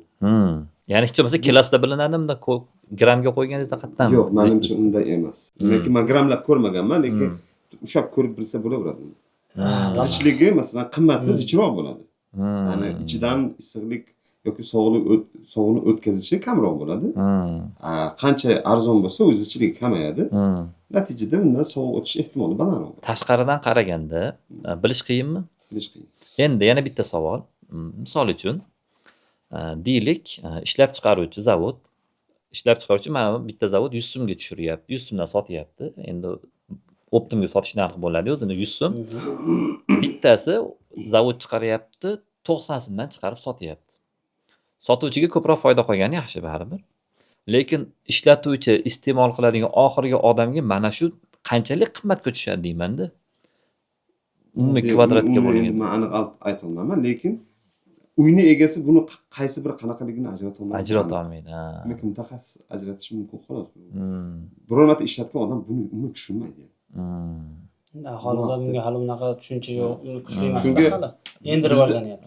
Bizda hatto buni qanaqadir ma'noda tekshirgan kontentlar yo'q YouTube'da. Bu bir qanday ishlatish haqidagi hech qanday kontent yo'q. Bo'lmasa kontent qilishimiz kerak. Hamma yoqni ko'rib chiqdim. Balki bir ikkita topdim, ko'rdim. Tushunmay bo'lmaydi. Tushuntirib ham bermagan. Menimcha tushuntira olmaydi, sababi o'zi unchalik tushunmaydi. Sal oldinroq bularga o'zim men va birga ishlaydigan sheriklar bilan chiqdik. Chiqib buni qanday ishlatish haqida qisqa mesela 2 minut, 3 minutlik kontentlar olish kerak. Devorda qanday ishlatish kerak. Tushundim. Polda qanday ishlatish. Buni polga ham ishlatsa bo'ladi-da. Buni terib chiqib ustasi qiladi. Natijada polda bizda zax o'tmaydi. Men polga ishlatishni aytib o'tib ketaman, qo'shib ketaman. Nimaga buni polga ishlatish kerak? Agar podval joy bo'lmasa pastda, yer qishda +10, +12, 15 gradusgacha bo'ladi. +10 gradusga oyog'ingiz tegsa sovuq otadi. Agar buni to'shab ustidan steyajga qo'yilgandan keyin bu pastdagi 15 gradus sovuqni tepaga o'tkazmaydi. Natijada uyning ichida 24 gradus bo'lsa, oyog'ingiz tagidagi pol hech bo'lmasa 20 gradus bo'ladi. 24 emas, 20. 20 gradusda sizni oyog'ingiz komfort his qiladi o'zini. Ya'ni chopli pol shart emas. Ana endi ko'pchilik o'zimiz ko'p qavatli uylarda 4-etaj, 5-etajda ham uyini chopli pol qilyapti. Ya'ni bizda issiq pol deydi, chopli pol. Menga o'sha uteplit bo'lganida shuni chopli pol qilish shart emas edi deb tushuntirsam, yo'q deydi. Qanaqasiga tushuntirish qiyinroq. Endi tushuntirib beraman. Mana bu beton bo'lsa, pol. Bu beton mana bu ko'cha devorigacha kelganda, ya'ni mana bundoq turadi. Plita, beton. Tashqaridan kelgan sovuq betonga tekanidan keyin bu 1,5 metrgacha uyga ichiga kiradi. Ya'ni tashqaridagi minus havo, ya'ni sovuqlik mana bu yergacha kirib keladi. Sababi plitaning ichi bo'shliq. Mana bu yergacha u sovuq kirib kelgandan keyin albatta siz komfort his qilmaysiz oyog'ingizda. Natijada hamma uyni chopib qiladi. Issiq pol qilishga majbur. Agar mana bu mamdoq bo'lganda, mana plita, mana shu devor, mana shu uteplit bo'lib o'tib ketganda, sovuq mana bu betonga ta'sir qilmasdi, uyning ichi issiq bo'ladi. Boyagi aytganimizdek A+ uyga aylanadi. A+ uyga aylanadi. S'da qolib ketmaydi. Ha, 2-3 etajda, masalan, 1-etajda sovuq ta'sir qilishi mumkin polda. Polga buni ishlatish kerak. Bu bir. 2-etaj, 3-etajga chiqqandan keyin pastdagi etajlar sizga issiq kelyapti. Odatda pol issiq bo'lishi kerak. Yo'q, pol sovuq. Nimaga? Mana bu plitadan kirib kelgan sovuq. Agar mana bu joy yopib qo'yilgan uteplit bilan, mana bu pol issiq bo'ladi. Sababi pastdagi uyni temperaturasi 24, plita 24 da bo'lishi kerak. Meku birinchi navbatda u borib plitaga tegyapti. Keyin uyingiz isyapti. U plita 24 gradus bo'lishi kerak, lekin bizda 15 gradus 20 ga ham bormaydi plitaning issiqligi. Ya'ni temperaturasi. Natijada siz komfort his qilmaysiz o'zingizni, uyni chopli-pol qilishingiz kerak. Hatto 4-chi, 5-chi, 10-chi etajda yashab ham chopli-pol qilishingiz kerak bo'ladi. Agar uteplit bo'lsa, siz uteplit qilish shart emas. Ya'ni uyingiz shunda ham chopli-pol bo'ladi, o'xshab iliq bo'ladi. Kelinglar bo'lsa bitta ish qilsak, bitta sinov qilsak, eksperiment qilsak. Boyagi bir katta uy qilmaymiz, kichkinagina misol uchun 3 ga 4 bo'lgan yoki bo'lmasam 3 ga 2 bo'lgan bitta bino qilsak, oddiy xomg'ishdan misol uchun qilaylikda buni bir postga qo'yib, polinoniga bitta qo'yib ishlab ko'raylik. Devorlarni qilib va tomini qilib. Bittasida polini tashlab turib, bitta haroratni va energiya tejamkorligini o'lchaylik. Bitta to'liq bo'lganda o'lchaylik, bitta tomini qilmasdan o'lchaylik va umuman qilmasdan ham bitta qanchalik energiya tejamkor bo'lishini bitta o'lchab, kontent qilib ko'rsak, menimcha yaxshi bo'lardi. Odamlarga ham tushunarli bo'lardi va menimcha yaxshi bo'lardi. Nima deysiz aka? Bo'ladi, zo'r bo'ladi. Ha? Va agar imkon bo'lsa, boyagi mana plotnost deyapsiz-ku, bu qanchalik bir-biriga ta'sir qilishini ham balki 2-3 ta boshqa mahsulotlarni olib sinab ko'rarmiz. Menimcha hammaga foydali bo'ladi va yaxshi anaqa chiqsa kerak. Ustalarga ham tushunib olish uchun oson bo'ladi. Albatta. Husan aka, bu juda ham oson, qilish qiyin emas. Uni bo'lmasam shu narsani hozir o'zimga yozib oldim, qilamiz. Bo'ldi, bo'lmasa shuni ham bitta xudo xolasa kontent sifatida buni ham podkastni balki keyingi sonlarda sizlarga aniqroq misollar bilan, aniq faktlar bilan ko'rsatishga harakat qilamiz bo'lmasa mana shu narsani. Albatta. Bu juda ham foydali bo'ldi. Men o'zimga ham hozir ko'p narsa tushunib oldim. Iste'molchi sifatida. Juda yaxshi. Men misol uchun qachondir usta bilan kelishsam, hech qachon o'zim hech nima tanlamayman. O'zim nimadir tanlagan bo'lsam, misol uchun Akfa'ni imzo romlari zo'r deb tasavvur qilib turgan bo'lsam, usta kelsa shuni oldiraman, shuni qo'yaman, reklamada ko'rdim, o'tkazmas ekan dedimi? Buni shuni qo'yaman desam, usta keladi-da, "Yo'q aka" deydi, "bu ko'rdim buni bitta joyda yaxshi chiqmadi, reklama qilaveradi" desa, men ustaning gapiga ishonib, xohlagan boshqasini qo'y. Aka, men ham xuddi shu ishni qiladi deydi-yu. Ustaning gapiga ishonaman, qo'ydirib yuboraman. Vaholanki orqa fonda bilmaymanki, usta kelishgan bo'lishi mumkin. Boyagi bilan katta ehtimol shunaqa ham bo'lib chiqyapti. Yoki o'zi shuni tushungani uchun qiladi, ana uni yaxshi qo'yishni tushunmaydi, sistemani yaxshi tushunmagani uchun o'zinikini qo'yadi. Mana shunaqa holatlarda odatda iste'molchi bizga o'xshagan oddiy nima deydi? U shunaqa narsaki biz moshinaga o'xshab har yili sotib olib yangi ola olmaymiz-da. Yo velosiped emas u. Uyni bitta qurganingizdan keyin unitazni ham kamida 10 yil foydalanasiz-da. Unitaz ham hadeb almashtirmaysiz-da. Uni olasiz. Akfa'ni qo'ydingiz misol uchun o'sha rom qo'yganingizda rom ham yaxshi yomonsiz 5 yil baribir o'tirasiz-da. 5 yil. Mana shunaqa elementar narsalarda. Men bu ham misol uchun hozir ko'pchilik ko'ra qilaman deydi. Misol uchun kimdir aytdi, "Aka, termani ko'rdim, yaxshi ekan" desa, "Yo'q, misol uchun-da. Masalan, mikrofon degan bazalni qo'yib yuboraver, shu ham bo'ladi. Bir xil ish beradi desa, buni odamlar tushunmasligi mumkin. Iste'mol sifatida men ham misol tushun, ustani aytganini qilamiz-da baribir. Albatta. Sizlarda ham bo'ladimi shunaqa o'zi? Qurilishda Nimaga shunaqamiz? Men qurilishda kuzatgan narsam, qarang. Har birimiz shirin ovqat yeyish uchun eng zo'r restoran yoki kafe yoki choyxona, eng zo'r power, eng zo'r joy tanlanadi va o'sha joyda yeyiladi. Bir marta yeyish uchun. Har oyda deng, bir marta. Yo'q, bir marta yesangiz u tugaydi. Ha. Endi ya'ni eng qimmati, eng yaxshi, eng mutaxassis topib ovqat yeymiz-da. Uy qurishda eng arzon iloji bilan hashar bo'lishi kerak. O'zi 50 yilda bir qo'yadigan uying bo'lsa-da, yana. Yo'q, bir umr yashash kerak. Bir umr yashash. Uni hashar qilish kerak. Yo'q, unday bo'lmasligi kerak. Bunda ham eng zo'r mutaxassis topish kerak. Undan bu bilan maslahat qilish kerak. Eng zo'r mutaxassisdan maslahat qilgandan keyin eng zo'r usta topish kerak. Eng zo'r mutaxassis kim bilasizmi? Ko'chamizni boshidagi ustada. Usta bilan hammani uyini qurganda yon qo'shni yo qarindoshida, u yo doktor bo'ladi, yo o'qituvchi bo'ladi, yana kimdir bo'ladi. Ana aytadi-yu, palonchi o'tgan uy qurgan, shundan so'raylik deydi. O'zi uy qurmagan-ku. Kimgadir qurdirgan. U ham bilmaydi. Kecha bir kontent qildingiz shu mavzuda. Ko'rdim, ana sizda ko'rdim shekilli, o'zi usta emas. Kimdan maslahat oladi uy qurayotgan desa, aqllilar chiqadi, ko'chani boshida iptaka chiqadi, bu bo'lmaydi. Mana bunaqa qilish kerak. O'zi umrida bir marta uy qurgan, u ham qurdirgan, jarayonni ko'rganda hamma o'shani aytganini qiladi. Alisher akani misol uchun-da. Shunaqa. Lekin mutaxassis emas. O'zi mutaxassisni qayerdan topamiz degan masala ham bor-da, aka, bu yog'ini so'rasangiz. Mutaxassislar ko'payapti. Qayerdan topamiz? Eng yaxshi oshni topyapsiz-ku. Ha, endi Eng yaxshi lamonni topyapsiz. eng yaxshi oshni bilish uchun bir marta yesam yomon bo'lsa ketaveraman, boshqa yaxshi emas ekan dedim. Ustani bir marta haligi yomonlik uchrab qolsa yana boshqasini uy qurolmayman-ku. Siz eng zo'r qurilgan uylarni bilasiz-ku, tanishlaringiz qurilgan. Qo'l so'rash kerak. Bu temada yaxshi mutaxassis kim? Shu bo'yicha instruksiya berish kerak aka. Yaxshi usta topish uchun. Yaxshi usta bo'lish kerak. Ya'ni oldin yaxshi mutaxassis, ya'ni oldindan maslahat beradigan texnik tomonlarini. Ikkinchidan proyektini to'g'ri tanlash kerak va proyekt tayyor bo'ldi, mutaxassis tayyor, ya'ni maslahatlar olindi, qanday qilish kerak, qayerga nima, qanday mahsulot ishlatish kerak. Hammasi olindi. Bu yerga imzo desa, bunisi yo'q desa, yo'q. Birinchi navbatda bu yerga mutaxassis aytgan narsani ishlatish kerak. Usta kelib buni ishlatsa desa, uni ishlatmaslik kerak. Yoki qo'shni chiqib, "Men buni qilay" desa, qilmaslik kerak. U birinchi mutaxassisku. Qanaqa qilib qo'shni aytganini qila olmaysiz. U sizga kelib, olib kelib, o'tkazmaguncha turaveradi, bet sizga qarab.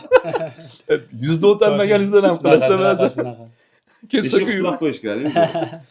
yo'q Qo'shib deyish kirgizmaslik. eng birinchi katta muammomiz menimcha yo'q deyishni bilishimiz kerak edi. Yo'q deyish. Mana shu ham Yo'q, muammo. menimcha eng katta muammo shu mutaxassisni eshitishni bilishimiz kerak yaxshiroqda. Chunki bitta endi aka menda qurilish sohasini aytyapti aka. Boshqa har qanday sohaga qarang, mutaxassisni eshitib bilmaydi ko'pchilik. Ko'pchilik shu o'zimizdagi boyagi men degan narsa, faqat men bilaman degan narsani sal chekkaga surib, to'xtab tur deb masalan aytyapti-ku, qorni ochiq bo'lsa shunga boryapmiz o'sha zo'r oshpazga yoki kasal bo'lsa qaysi zo'r doktor deymiz. Doktor ko'p, lekin qaysi doktor qidirib, unga tanishga chiqasiz, bunga chiqasiz.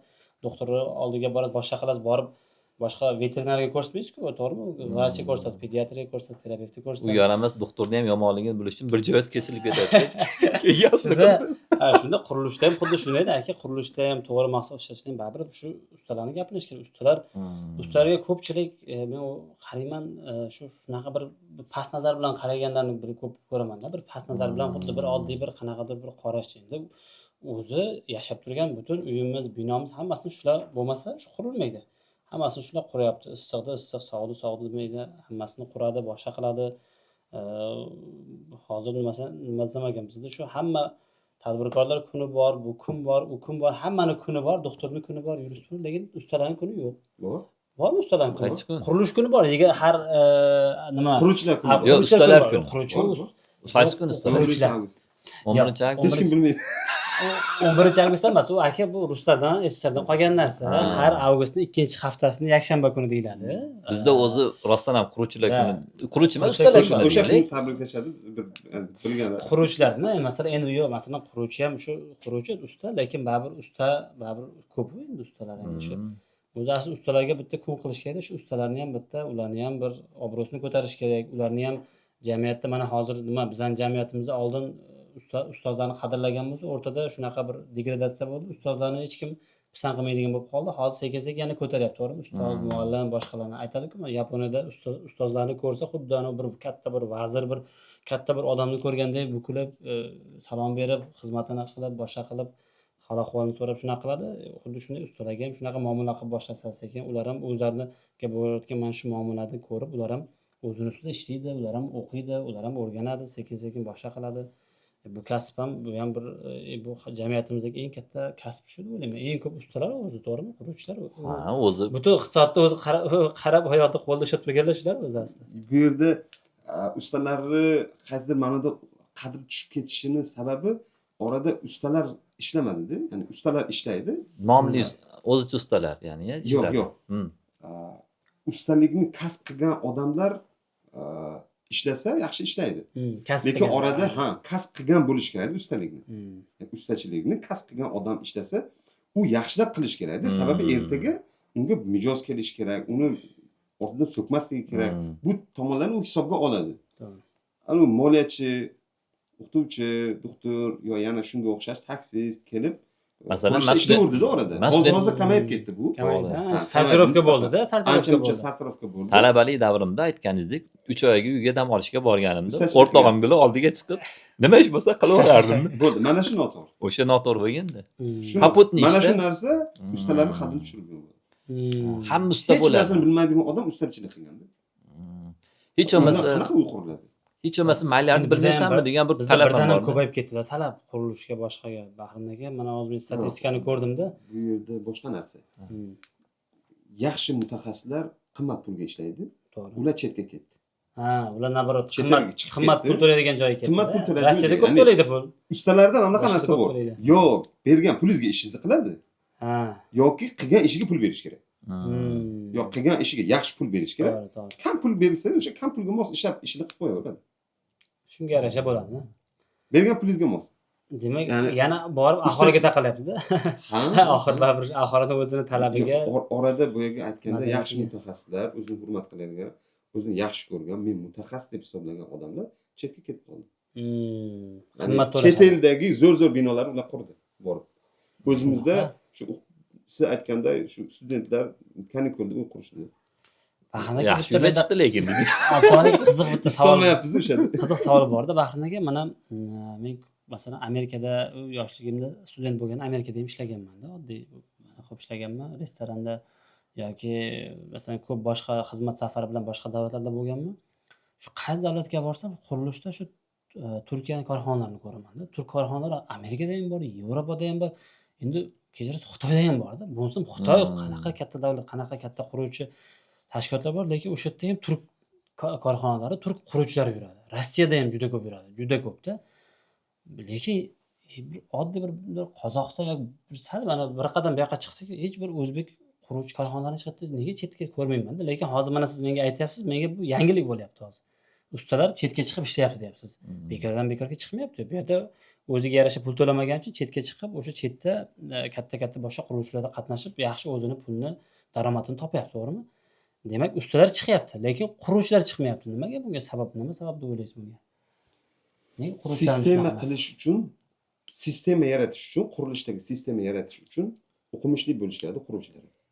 Bu yerga gapga qaytdik. Quruvchilarni o'qish kerak. Mana shu savol qo'ymoqchi edim o'zi. Ayni shu savol bor edi.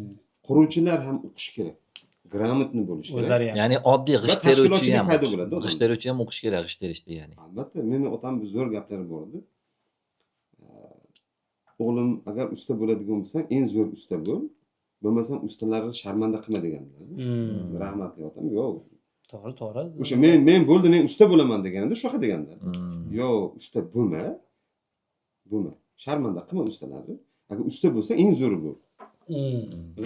G'ishtni misol keltirganda, shu ugulni urish kerak-da, burchakni urish kerak. Ustalar burchakni uradi, orasida qolganlar uradi. Shu burchakni uradigan g'ishtchi bo'lishing kerak. Hech bo'lmagani degan.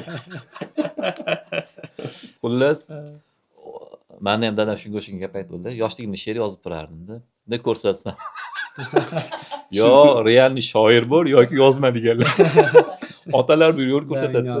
Sizda ham shunaqa bir gap bo'lganmi? Bizda albatta nimaga har bitta o'ylayman odamda shunaqa bo'ladi. Har bir endi ota-ona o'zini farzandiga qaraganda tarbiyasi bilan hamma endi shug'ullanadi-yu. E'tiborli ota-ona bo'lsa albatta farzandini qiziqish ketadigan. Endi men kichkinaligimda to'g'risi futbolchi bo'laman deganman-da. O'xshamagan, lekin keyin tadbirkorlikka qarab qadam bosib qiziqish bo'lib boshlagandan keyin albatta har doim shu narsa bo'lgan. Tadbirkorlikda birinchi navbatda eng katta seni yutug'ing bu qancha pul topishing emas.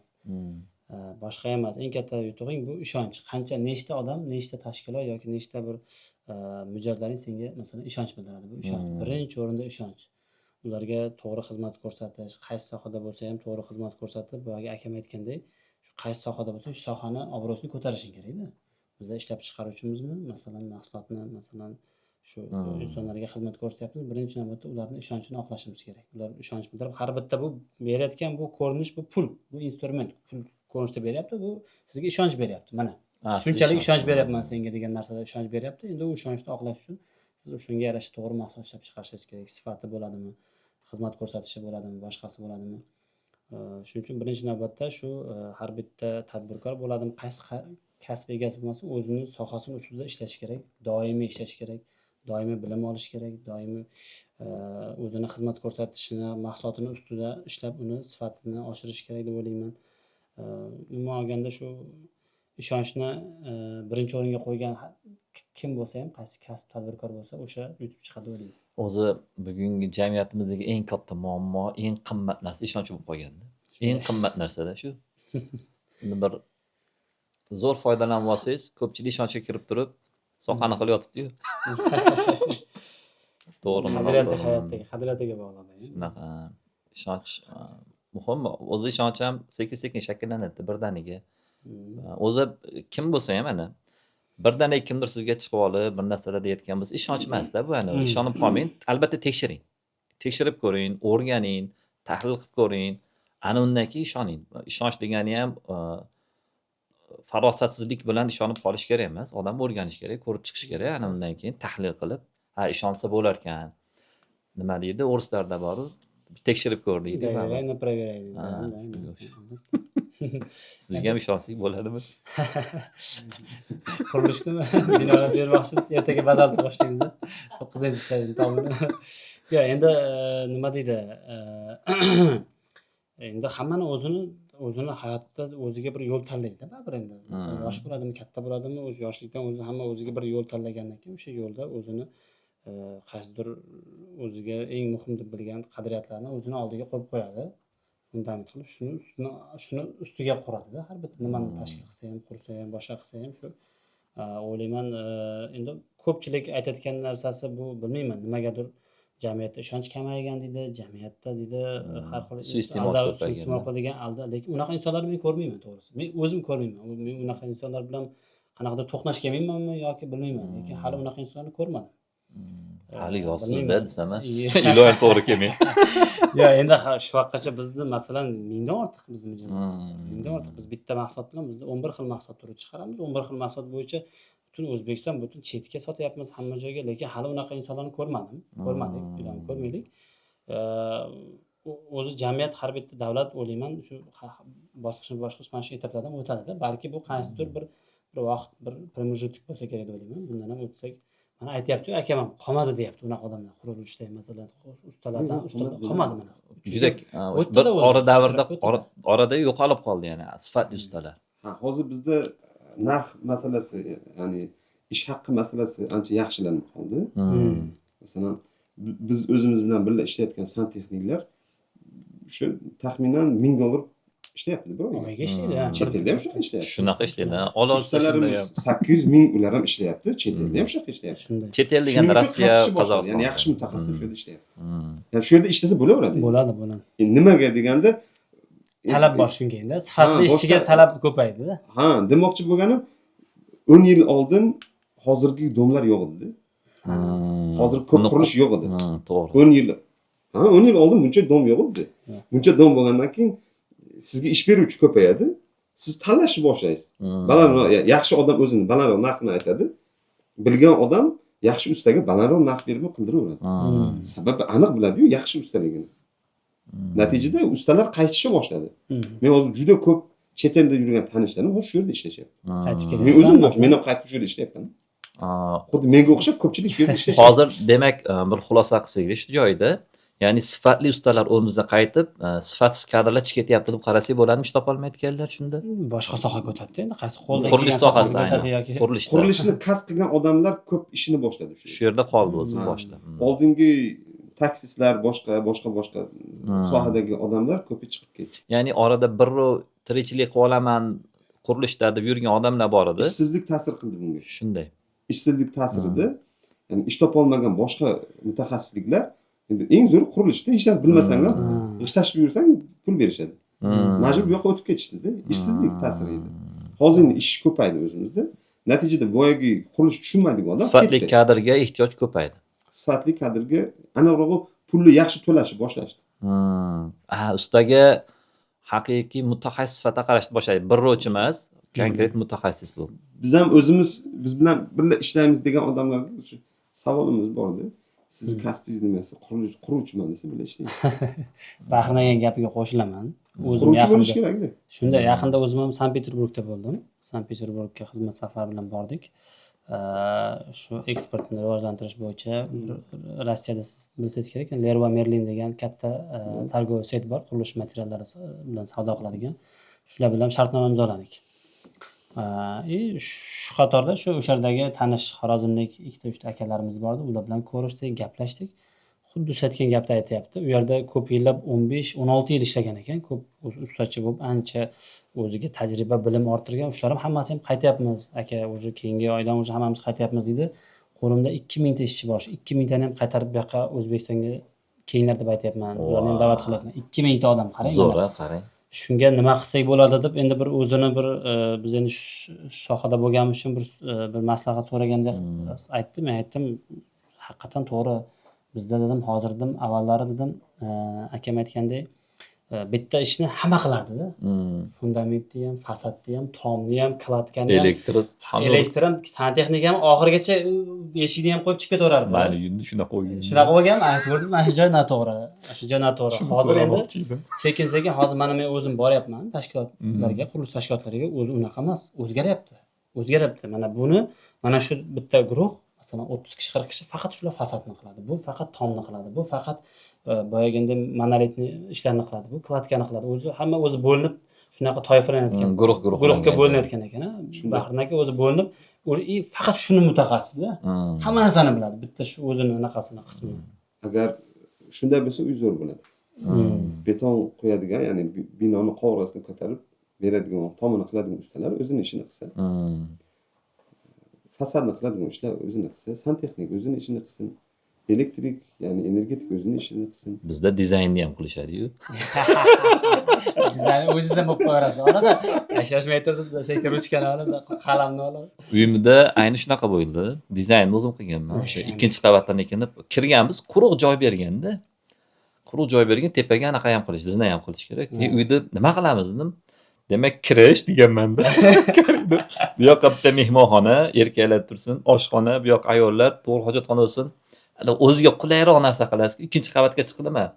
Shunaqa qildimki, hozir o'g'limning xonasi bor, alohida xona. Boyagi xonada hamma xonaning oynasi bor, lekin o'g'limning xonasi yozda bor. Yozda issiq, qishda sovuq. Shamol tomonga tushib qolgan shekilli. Havo aylanmaydi. Havosi o'sha yoqqa yurmaydi. Nimadir qilishim kerak deganman, o'g'lim xullas konditsioner ham qo'yib bermaganmiz-da, o'chash. Mana shu juda yomon, haligi yomon ish qilganimni tushunaman, xullas. Nima qilishim kerak, qachon borasizlar? Shunaqa xullas o'zimiz dizaynni o'zimiz qilganmiz-da. Quruvchilar ham o'qish kerak. Loyihachilar ham o'qish kerak. Loyihachi o'qimasa loyihachi bo'la olmaydi. Dizayner o'qimasa dizayner bo'la olmaydi. Endi bitta shu yerda bitta ish qilsak yana, boyaga yozib oldik, eksperiment qilamiz degan narsani. Yana bir imkon bo'lsa kichkinagina loyiha qo'l ursak, ayniqsa aytayotgan boyaga o'qitish masalasi. Buni kimdir boshda turib qilmasa, odatda qolib ketadi. Masalan, malaka oshirish haqida gapiryapmiz. Kimdir qila oladigan bo'lsa topish kerak yoki o'zimiz qila olsak ham, hech bo'lmasa bir oyda 20 ta ustani o'qitamiz va ularga bitta yo'nalish bo'yicha sertifikat beramiz. Misol uchun usta mana shu ishni qilyapti o'zi doimiy. Hozir hamma ustiga olsak shu ko'rdim, yopishtiryapti-da qilib ketaveradi. Mashina o'zini ham. Buni sifatli o'qitilsa, birinchidan usta mana shu qilayotgan ishi uchun 100 so'm oylik olayotgan bo'lsa, kvadratiga 100 so'm. Boyagi sertifikatni olib, mutaxassis bo'lib, nazariysini, amaliyisini hamma yo'g'ini o'qib, asboblari bilan o'rgansa, hech bo'lmasa oyligi 120 ming so'm, 130 ming so'mga oshadi, to'g'rimi? O'qidim dedi, sertifikat ham bor dedi, ha. Va buni xohlagan qurilish korxonaga borsa, boyagi sertifikat bilan kirib bora oladi. Mana o'qiganman, tushunaman deb kirsa. Shunaqa narsani tashkillash qachonga rejalashtirgansiz? Yilning oxiriga xudo xolasa bizning joylarimiz tayyor qilishimiz kerak, tayyor bo'ladi.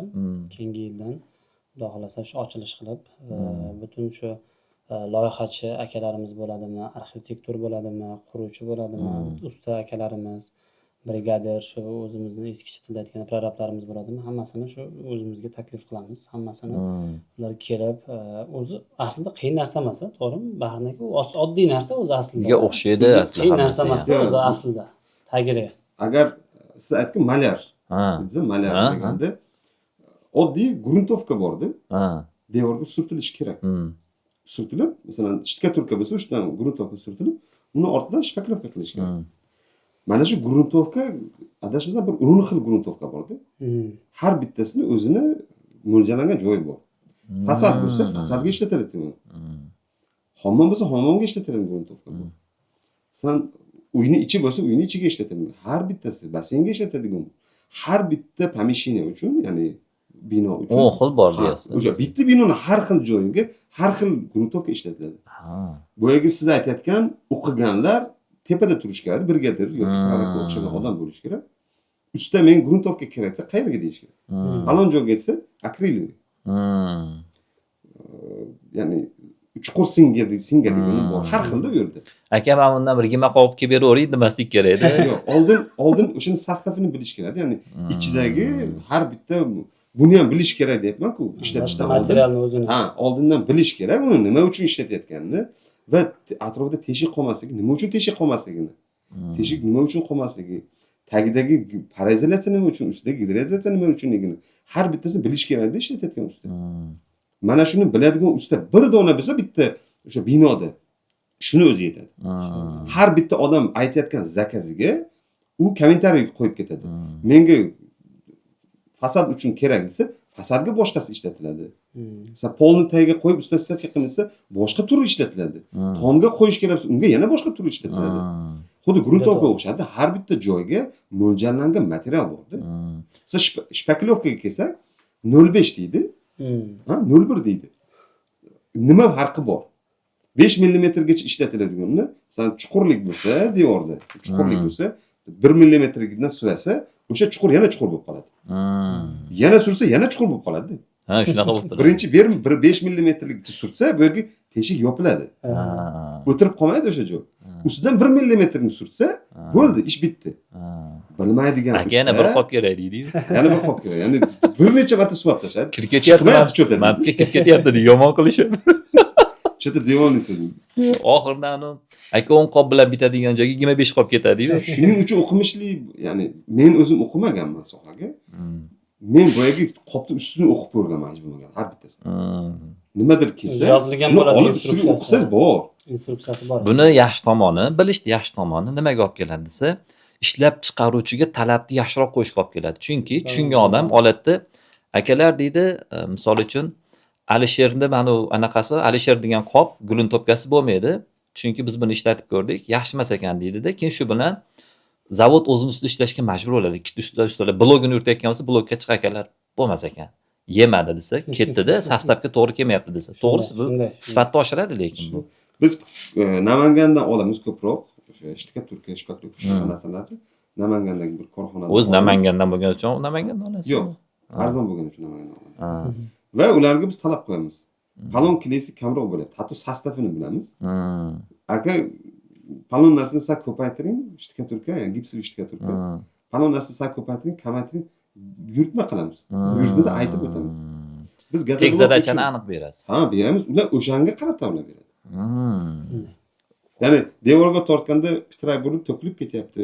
Nimasidir o'zgardi yoki biz har safar ishlatganda birinchi ishlatib ko'ramiz. Ishlatib ko'rib, akalar to'g'ri.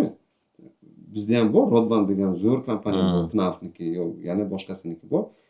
Faqat undan olmaymiz. Imkon qadar ya'ni o'zimizda ishlab chiqaramiz. Ichki. Endi milliy desa qulayroq sizga, qulayroq. Milliy demaylik.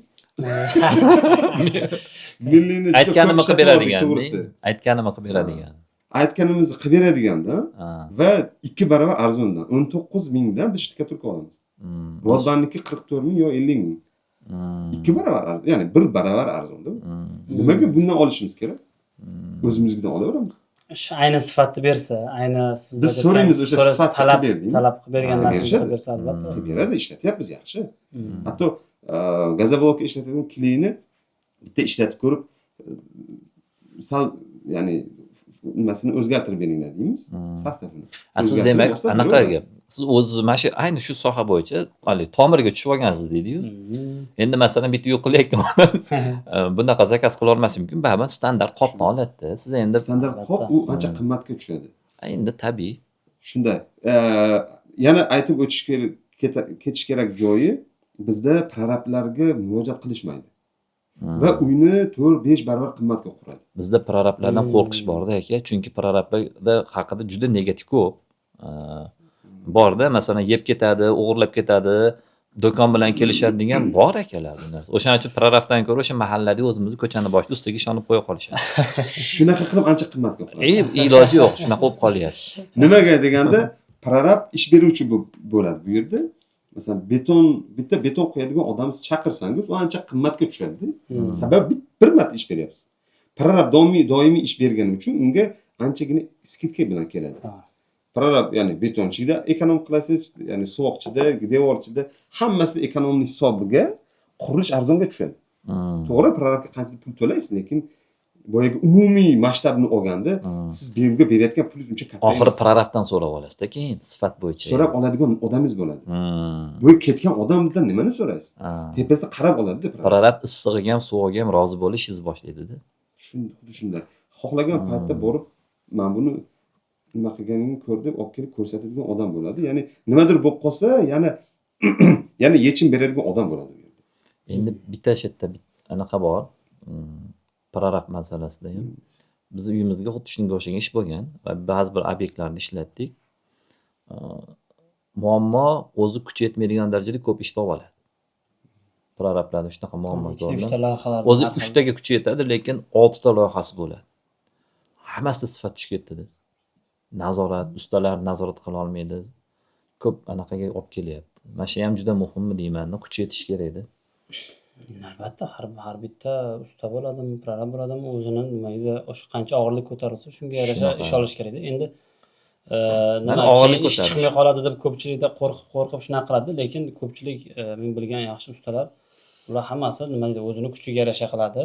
Kerak bo'lsa 1 yilda bitta ish qiladi. O'sha bitta ishini o'zida sifatli qilgani uchun uni hamma taniydi, hamma shuni orqasidan yuradi. Ochiq bo'ladi. Ochiq bo'ladi. Kerak bo'lsa shu uyini bo'lsa kutib o'tiradi shu. To'g'ri. To'g'ri, mana 3 oy ishim bor desa, bo'ldi, 3 oy kutaman. 1 yil ishim bor desa, bo'ldi, 1 oy kutaman deb kutib o'tiradi. Baribir hamma narsa oxiri taqalib baribir o'ylayman shu boyagi sifat xizmat ko'rsatishni Ishonchda va oxir oqibat. kachisiga boradi baribir albatta shunaqa. Mana oxir oqibat hamma yo'l sifatga, ishonchga. Ishonch qachon sifat yaxshi bo'lsa, ishonchga kelamiz. Ishonch yaxshi bo'lsa, o'zi avtomatik bozor, brend yaxshi bo'lib ketaveradi. Nima farqi? U ustani brendi bo'ladimi yoki ishlab chiqaruvchiniki bo'ladimi? Shu sifat haqida gaplashsak ozgina. Shunday. Sifat o'zi normasi qayerda sifatda? Nimadan kelib chiqadi? Masalan, qurilishdami, o'zi sohangiz bo'yichami? Qurilishdagi sifat kelib chiqishi qayerga nima ishlatishni bilishdi. Qisqachasi shu. Eng qisqasi shu. Demakki, noto'g'ri narsani noto'g'ri joyga ishlatish. Masalan, bu yerga boshqa narsa ishlatish kerak bo'lsa, boshqa narsani ishlatib qo'yish, masalan, birinchi sifatni tushirib yuboradigan narsa shu. Bu yerga haykani qop ustini hech bo'lmasa o'qib ko'rish. Endi qarang, bu ham tajribadan kelib chiqadi. Oldin u ishlatgan va qopni o'qib chiqqan bo'lish kerak. Mana shu joyda usta shogirdlikka borib taqaladi. Oldinroq usta bilan ishlash kerak. Usta bilan ishlab yurganda ustaga savol berib yurish kerak. Nima uchun aynan shuni ishlatyapsiz? Sergap shogird ekansan demaydim. So'rab demaydi. Nimaga deganda so'rayotgan odam bekorga so'ramaydi. Bilgan odam bo'lsa ser savolsan demaydi. Bilmagan odam bo'lsa ishtiqil deydi. O'zi bilmasa aytmasligi mumkin. Bilgan odam albatta aytadi. Bu ya'ni ruschada boyagi shpaklovka masalasida usatga beradi deb qo'yadi. Ya'ni usatga beradi degani chuqurlik bor joyda cho'kib qoladi degani. Usatga beradi. 1 millimetr usatga beradi. 5 millimetrligi usatga bermaydi degani. Albatta buni ustiga yozib qo'yilgan uni. O'qisa bo'ldi. U qayergadir borib o'qish ham shart emas. Shu qopni ustida o'qisa bo'ldi. Endi bizda hozir menimcha o'zbek tilida chiqyapti shpakka. Hamma narsa ustida instruksiyasi o'zbek tilida bor, ya'ni qanday ishlatish. O'qisa bo'ldi-da. Boyagi narsani kechiktiryapsiz-da. Bitta ish qilaylik. Boyagi mana buni o'qitish bo'yicha yanvar deyapsiz-ku. Men katta ehtimol bilan tushunaman. Yanvarda boshlayman degan ish reja bilan boshqa ishlar bilan band bo'lib bahor yozga qolib ketib qolishi mumkin-da. Endi nima bitta sizga bog'liq ish emas-da, u ko'pchilik bilan bog'liq. Keyin reja qilgan ishingiz amalga oshish jarayonida bu joyga qolib ketdi, mana bu joylarini hisobga olmabmiz, cho'zilib ketib qoladi. Ayni bitta soha bo'yicha umumiy universal qilmaylik-da, mana shuni o'zi bo'yicha o'qitish kerak ustalarni. Deylik, biz hozir 100 ta ustani o'qita olamiz. Shuni tezroqda qachondan bir boshdan borib o'qitib, ularga sertifikat berish imkoniyatimiz bo'ladi. Sizlar mutaxassis bo'lsa. Shuni bir ustalarga e'lonni berib, reklama qilaylik, ko'rsataylik. Buni o'zi bizda o'quv darsliklarimiz, hamma o'rganilgan narsalar, mutaxassislarimiz hammasi tayyor turibdi. Umuman olganda, xuddi ertaga bugun ham boshlasak bo'ladi, bazamiz va boshlasak bo'ladi. Endi boshqa masalalar bor. Boya aytdim, faqat shu biz o'qitmoqchi bo'lgan ustalarimiz faqat nazariy bilimga emas, amaliy bilimga ega bo'lsin degani uchun biz tayyorgarlikni yana ham puxtaroq qilish uchun biz o'zimizni shu kichik poligonimizni qilmoqchimiz.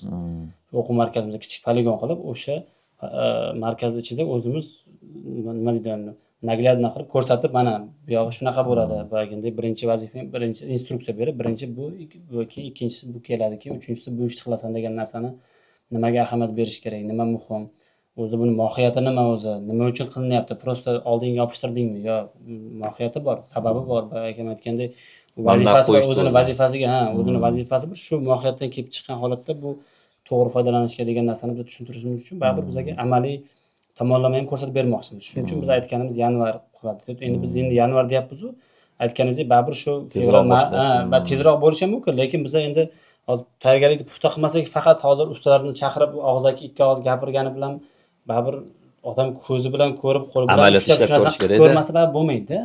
Shuning uchun biz shuni sразу shu amaliy anaqasi bilan ko'rsatib beraylik degan masalada shu narsa uchun ozgina vaqt olyapti.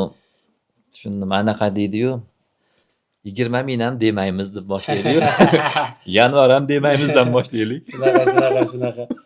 Shunga lekin buni ustida imkon qadar tezroq bo'lishi kerak, ehtiyoj bor ekan. Eng muhimi ustalarning o'zida emas, quruvchilarda ham ehtiyoj bor ekanda bu narsaga.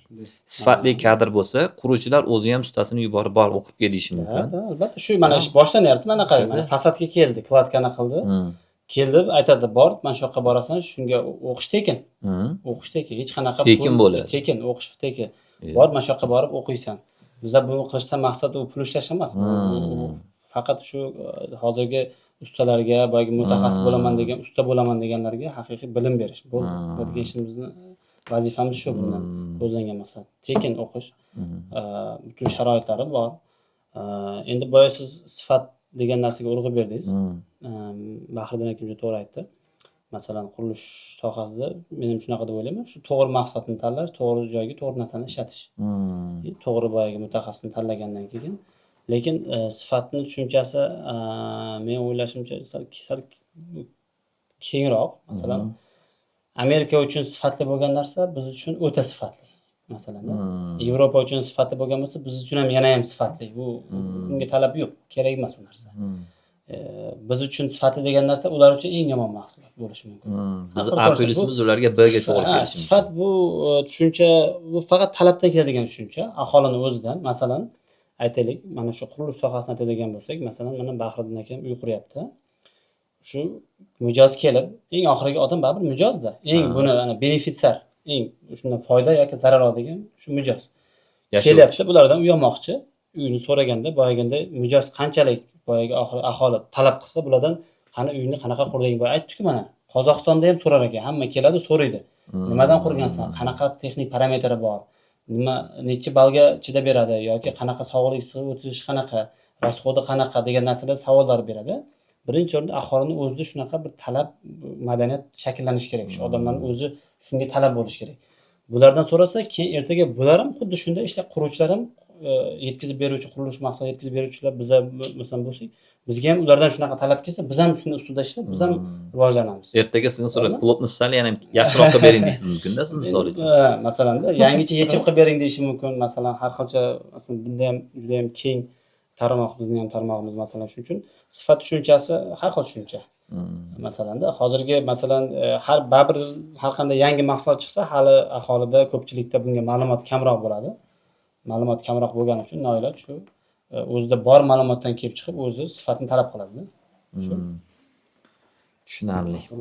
Bu yerga taklif qilganda, masalan 2-3 soat oldin taklif qildim, men boraman deb kelganim sababi 2018-yil O'zbekistonga qaytib bu yerda qurilish ko'rganda pandemiyadan oldingi davr haqida gapirayotgan 18da.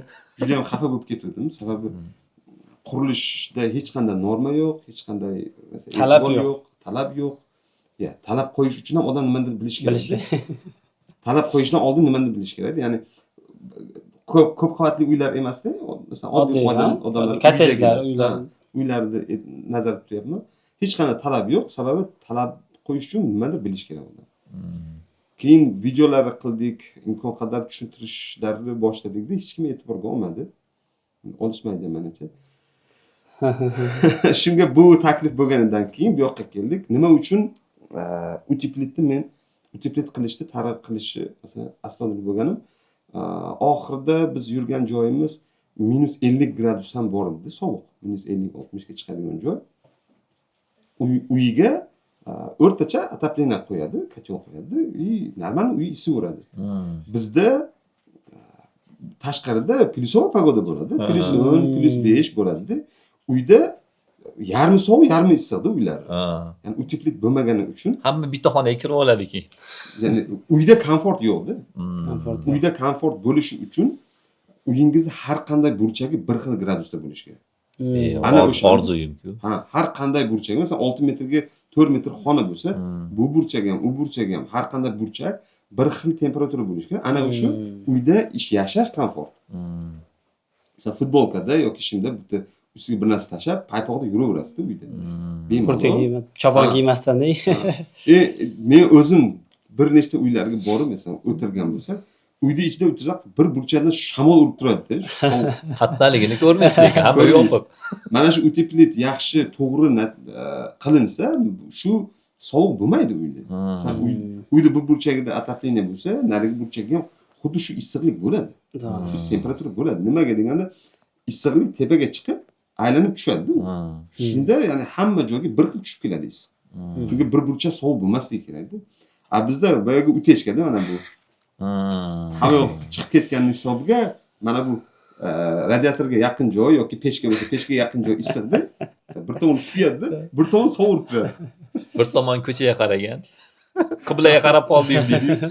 Shunga mana shuni targ'ib qilib, targ'ib qilish kerak. Targ'ib Odamlar qilish uteplit kerak, qilish to'g'ri. kerak. Odamlar yana bir narsani aytib o'tib ketaman, hozir ismi esimdan chiqdi. Mayli, yaxshi. Energetika vazirimidi? Ha. Turkiyada 83 million odam bor. O'zbekistonda 35 million, o'shanda 36 million odam edi. 36 million odam Turkiyadagi 83 million odam bilan bir xil gaz ishlatyapti degandi. To'g'ri narsa. Bu gaz bemalol yetish kerak deganiga men qo'shilaman. Aslida yetadi. Faqat biz Boyagi sarf o'zimizni xarajatimiz. uyimizda keltirgan misol 62 lik kotyol, ya'ni 620 kvadrat uyni isitish kerak bo'lgan kotyol 2050 kvadrat isityapti hozir. Agar hamma uyini shunaqa qilsa, To'g'ri izolyatsiya qilsa, gaz ortib qolish ehtimoli bor. Gazga ehtiyoj bo'lmasligi ham mumkin agar. Yo'q, gazga ehtiyoj Yo, bo'ladi. boshqa tomondan elektr 60% ga tushib ketsinchi ehtiyoj. Juda ajoyib. Bu zo'rda. 50%, 60% ga gaz ehtiyoj tushib ketsa, gaz ortib qolishi mumkin. Bilmayman, ya'ni gaz yetib bormayotgan joyga yetib borsin hech bo'lmasa. Hozir Ortib qilmasin. siz maqsad tushunyapman-da. Ha. Kecha Karzikani rahbari bir ma'ruza qilganda aytib qoldi Zafar aka. Biz bir kunda dedi, odamlarni umumiy sarf bozorga chiqib ketadigan vaqtini hisoblab, o'zimizdagi vaqtni hisobladik dedi. Umumiy bir kunda misol uchun 10 ming soat vaqtini saqlab qolyapmiz ekan umumiy insonlarni deyapti-da. To'g'ri. Biz insonlarga vaqtini tejashga urinib, shu O'zbekiston bir kunda bitta karnikada 10 ming soat vaqtini misol uchun Tejayapti. tejab qolyapti Aholi ekan. shuncha tejayapti. Agar har bitta karnika qancha bo'ladi deyapti-da. Necha yillar vaqtini tejab qolamiz. Xuddi shunday. Bizni vaqt masala ham demak shunga kelar ekanda bu ham. Hukumat ham bekorga buni majburiyat qilib qo'ymabdi. Maqsad buni ishlab chiqarishdan energiya tejamkorligini oshirish, birinchidan odamlar cho'ntagiga foyda. O'zbekistonda mana bu gazni olib chiqib yoqavermasdan ishlab chiqarishga qaratishga foyda. Umumiy kon-koni foyda deydi. Shunaqa narsa ekanda. Endi men endi eshityapman to'g'risi. Gaz bormagan joyga borishi men uchun eng katta. Mana shunimi? Ha, nimaga deganda havo buzilishini. Qayerda bor shunaqa joy? Bitta joy ayting, bitta joy borib ko'rish. Gaz qancha bersa ham boyagi utechka bo'ladigan bo'lsa, foydasi yo'q ekanda. Yo'q, bu yerda endi Nima masala? nima deydi? Oldinlari bir bunga bir anaqa bo'lmaganda, bir bilmayman, norma, bir qoida, bir talab bo'lmagan. Oldingi aholi ham kam bo'lgan, baribir hozir ko'payib boryapti. Har yili 1 million qo'shilyaptimi? Endi talab ham oshyapti energiya resursiga bo'lganda. Bu narsani endi to'g'ri foydalanib, buni iqtisod qilib tejamagandan keyin u qancha gaz bo'lsa ham yetmaydi-da aholiga. Yo'q, Qancha olsa yetmaydi. buni har bitta odam o'zini hayot tarzini o'zgartirishi kerak-da. O'zi hayot tarzini o'zgartirib, endi boyagi resurslardan yana ham effektivroq, yana ham yaxshiroq, to'g'riroq foydalanishni yo'lga qo'ysa, juda to'g'ri aytyapti. Masalan, necha million kub, necha million kilovatчас elektr energiyasini masalan energiya anaqa tejash mumkin-da. Uchib ketyapti. Qozon qatlamga chiqyapti Hammasi hammasini. Buni to'g'ri ishlatishi o'qitilsa, hamma buni bilsa, nima uchun kerakligini va buni ishlatsa mazza qilib yashashini hamma uyda. Kichkina 2 xona bo'ladimi, 3 xona bo'ladimi, o'sha qishloqdagi uylar. Hamma shuni ishlatib, zo'r qilib. Aynan bu emas.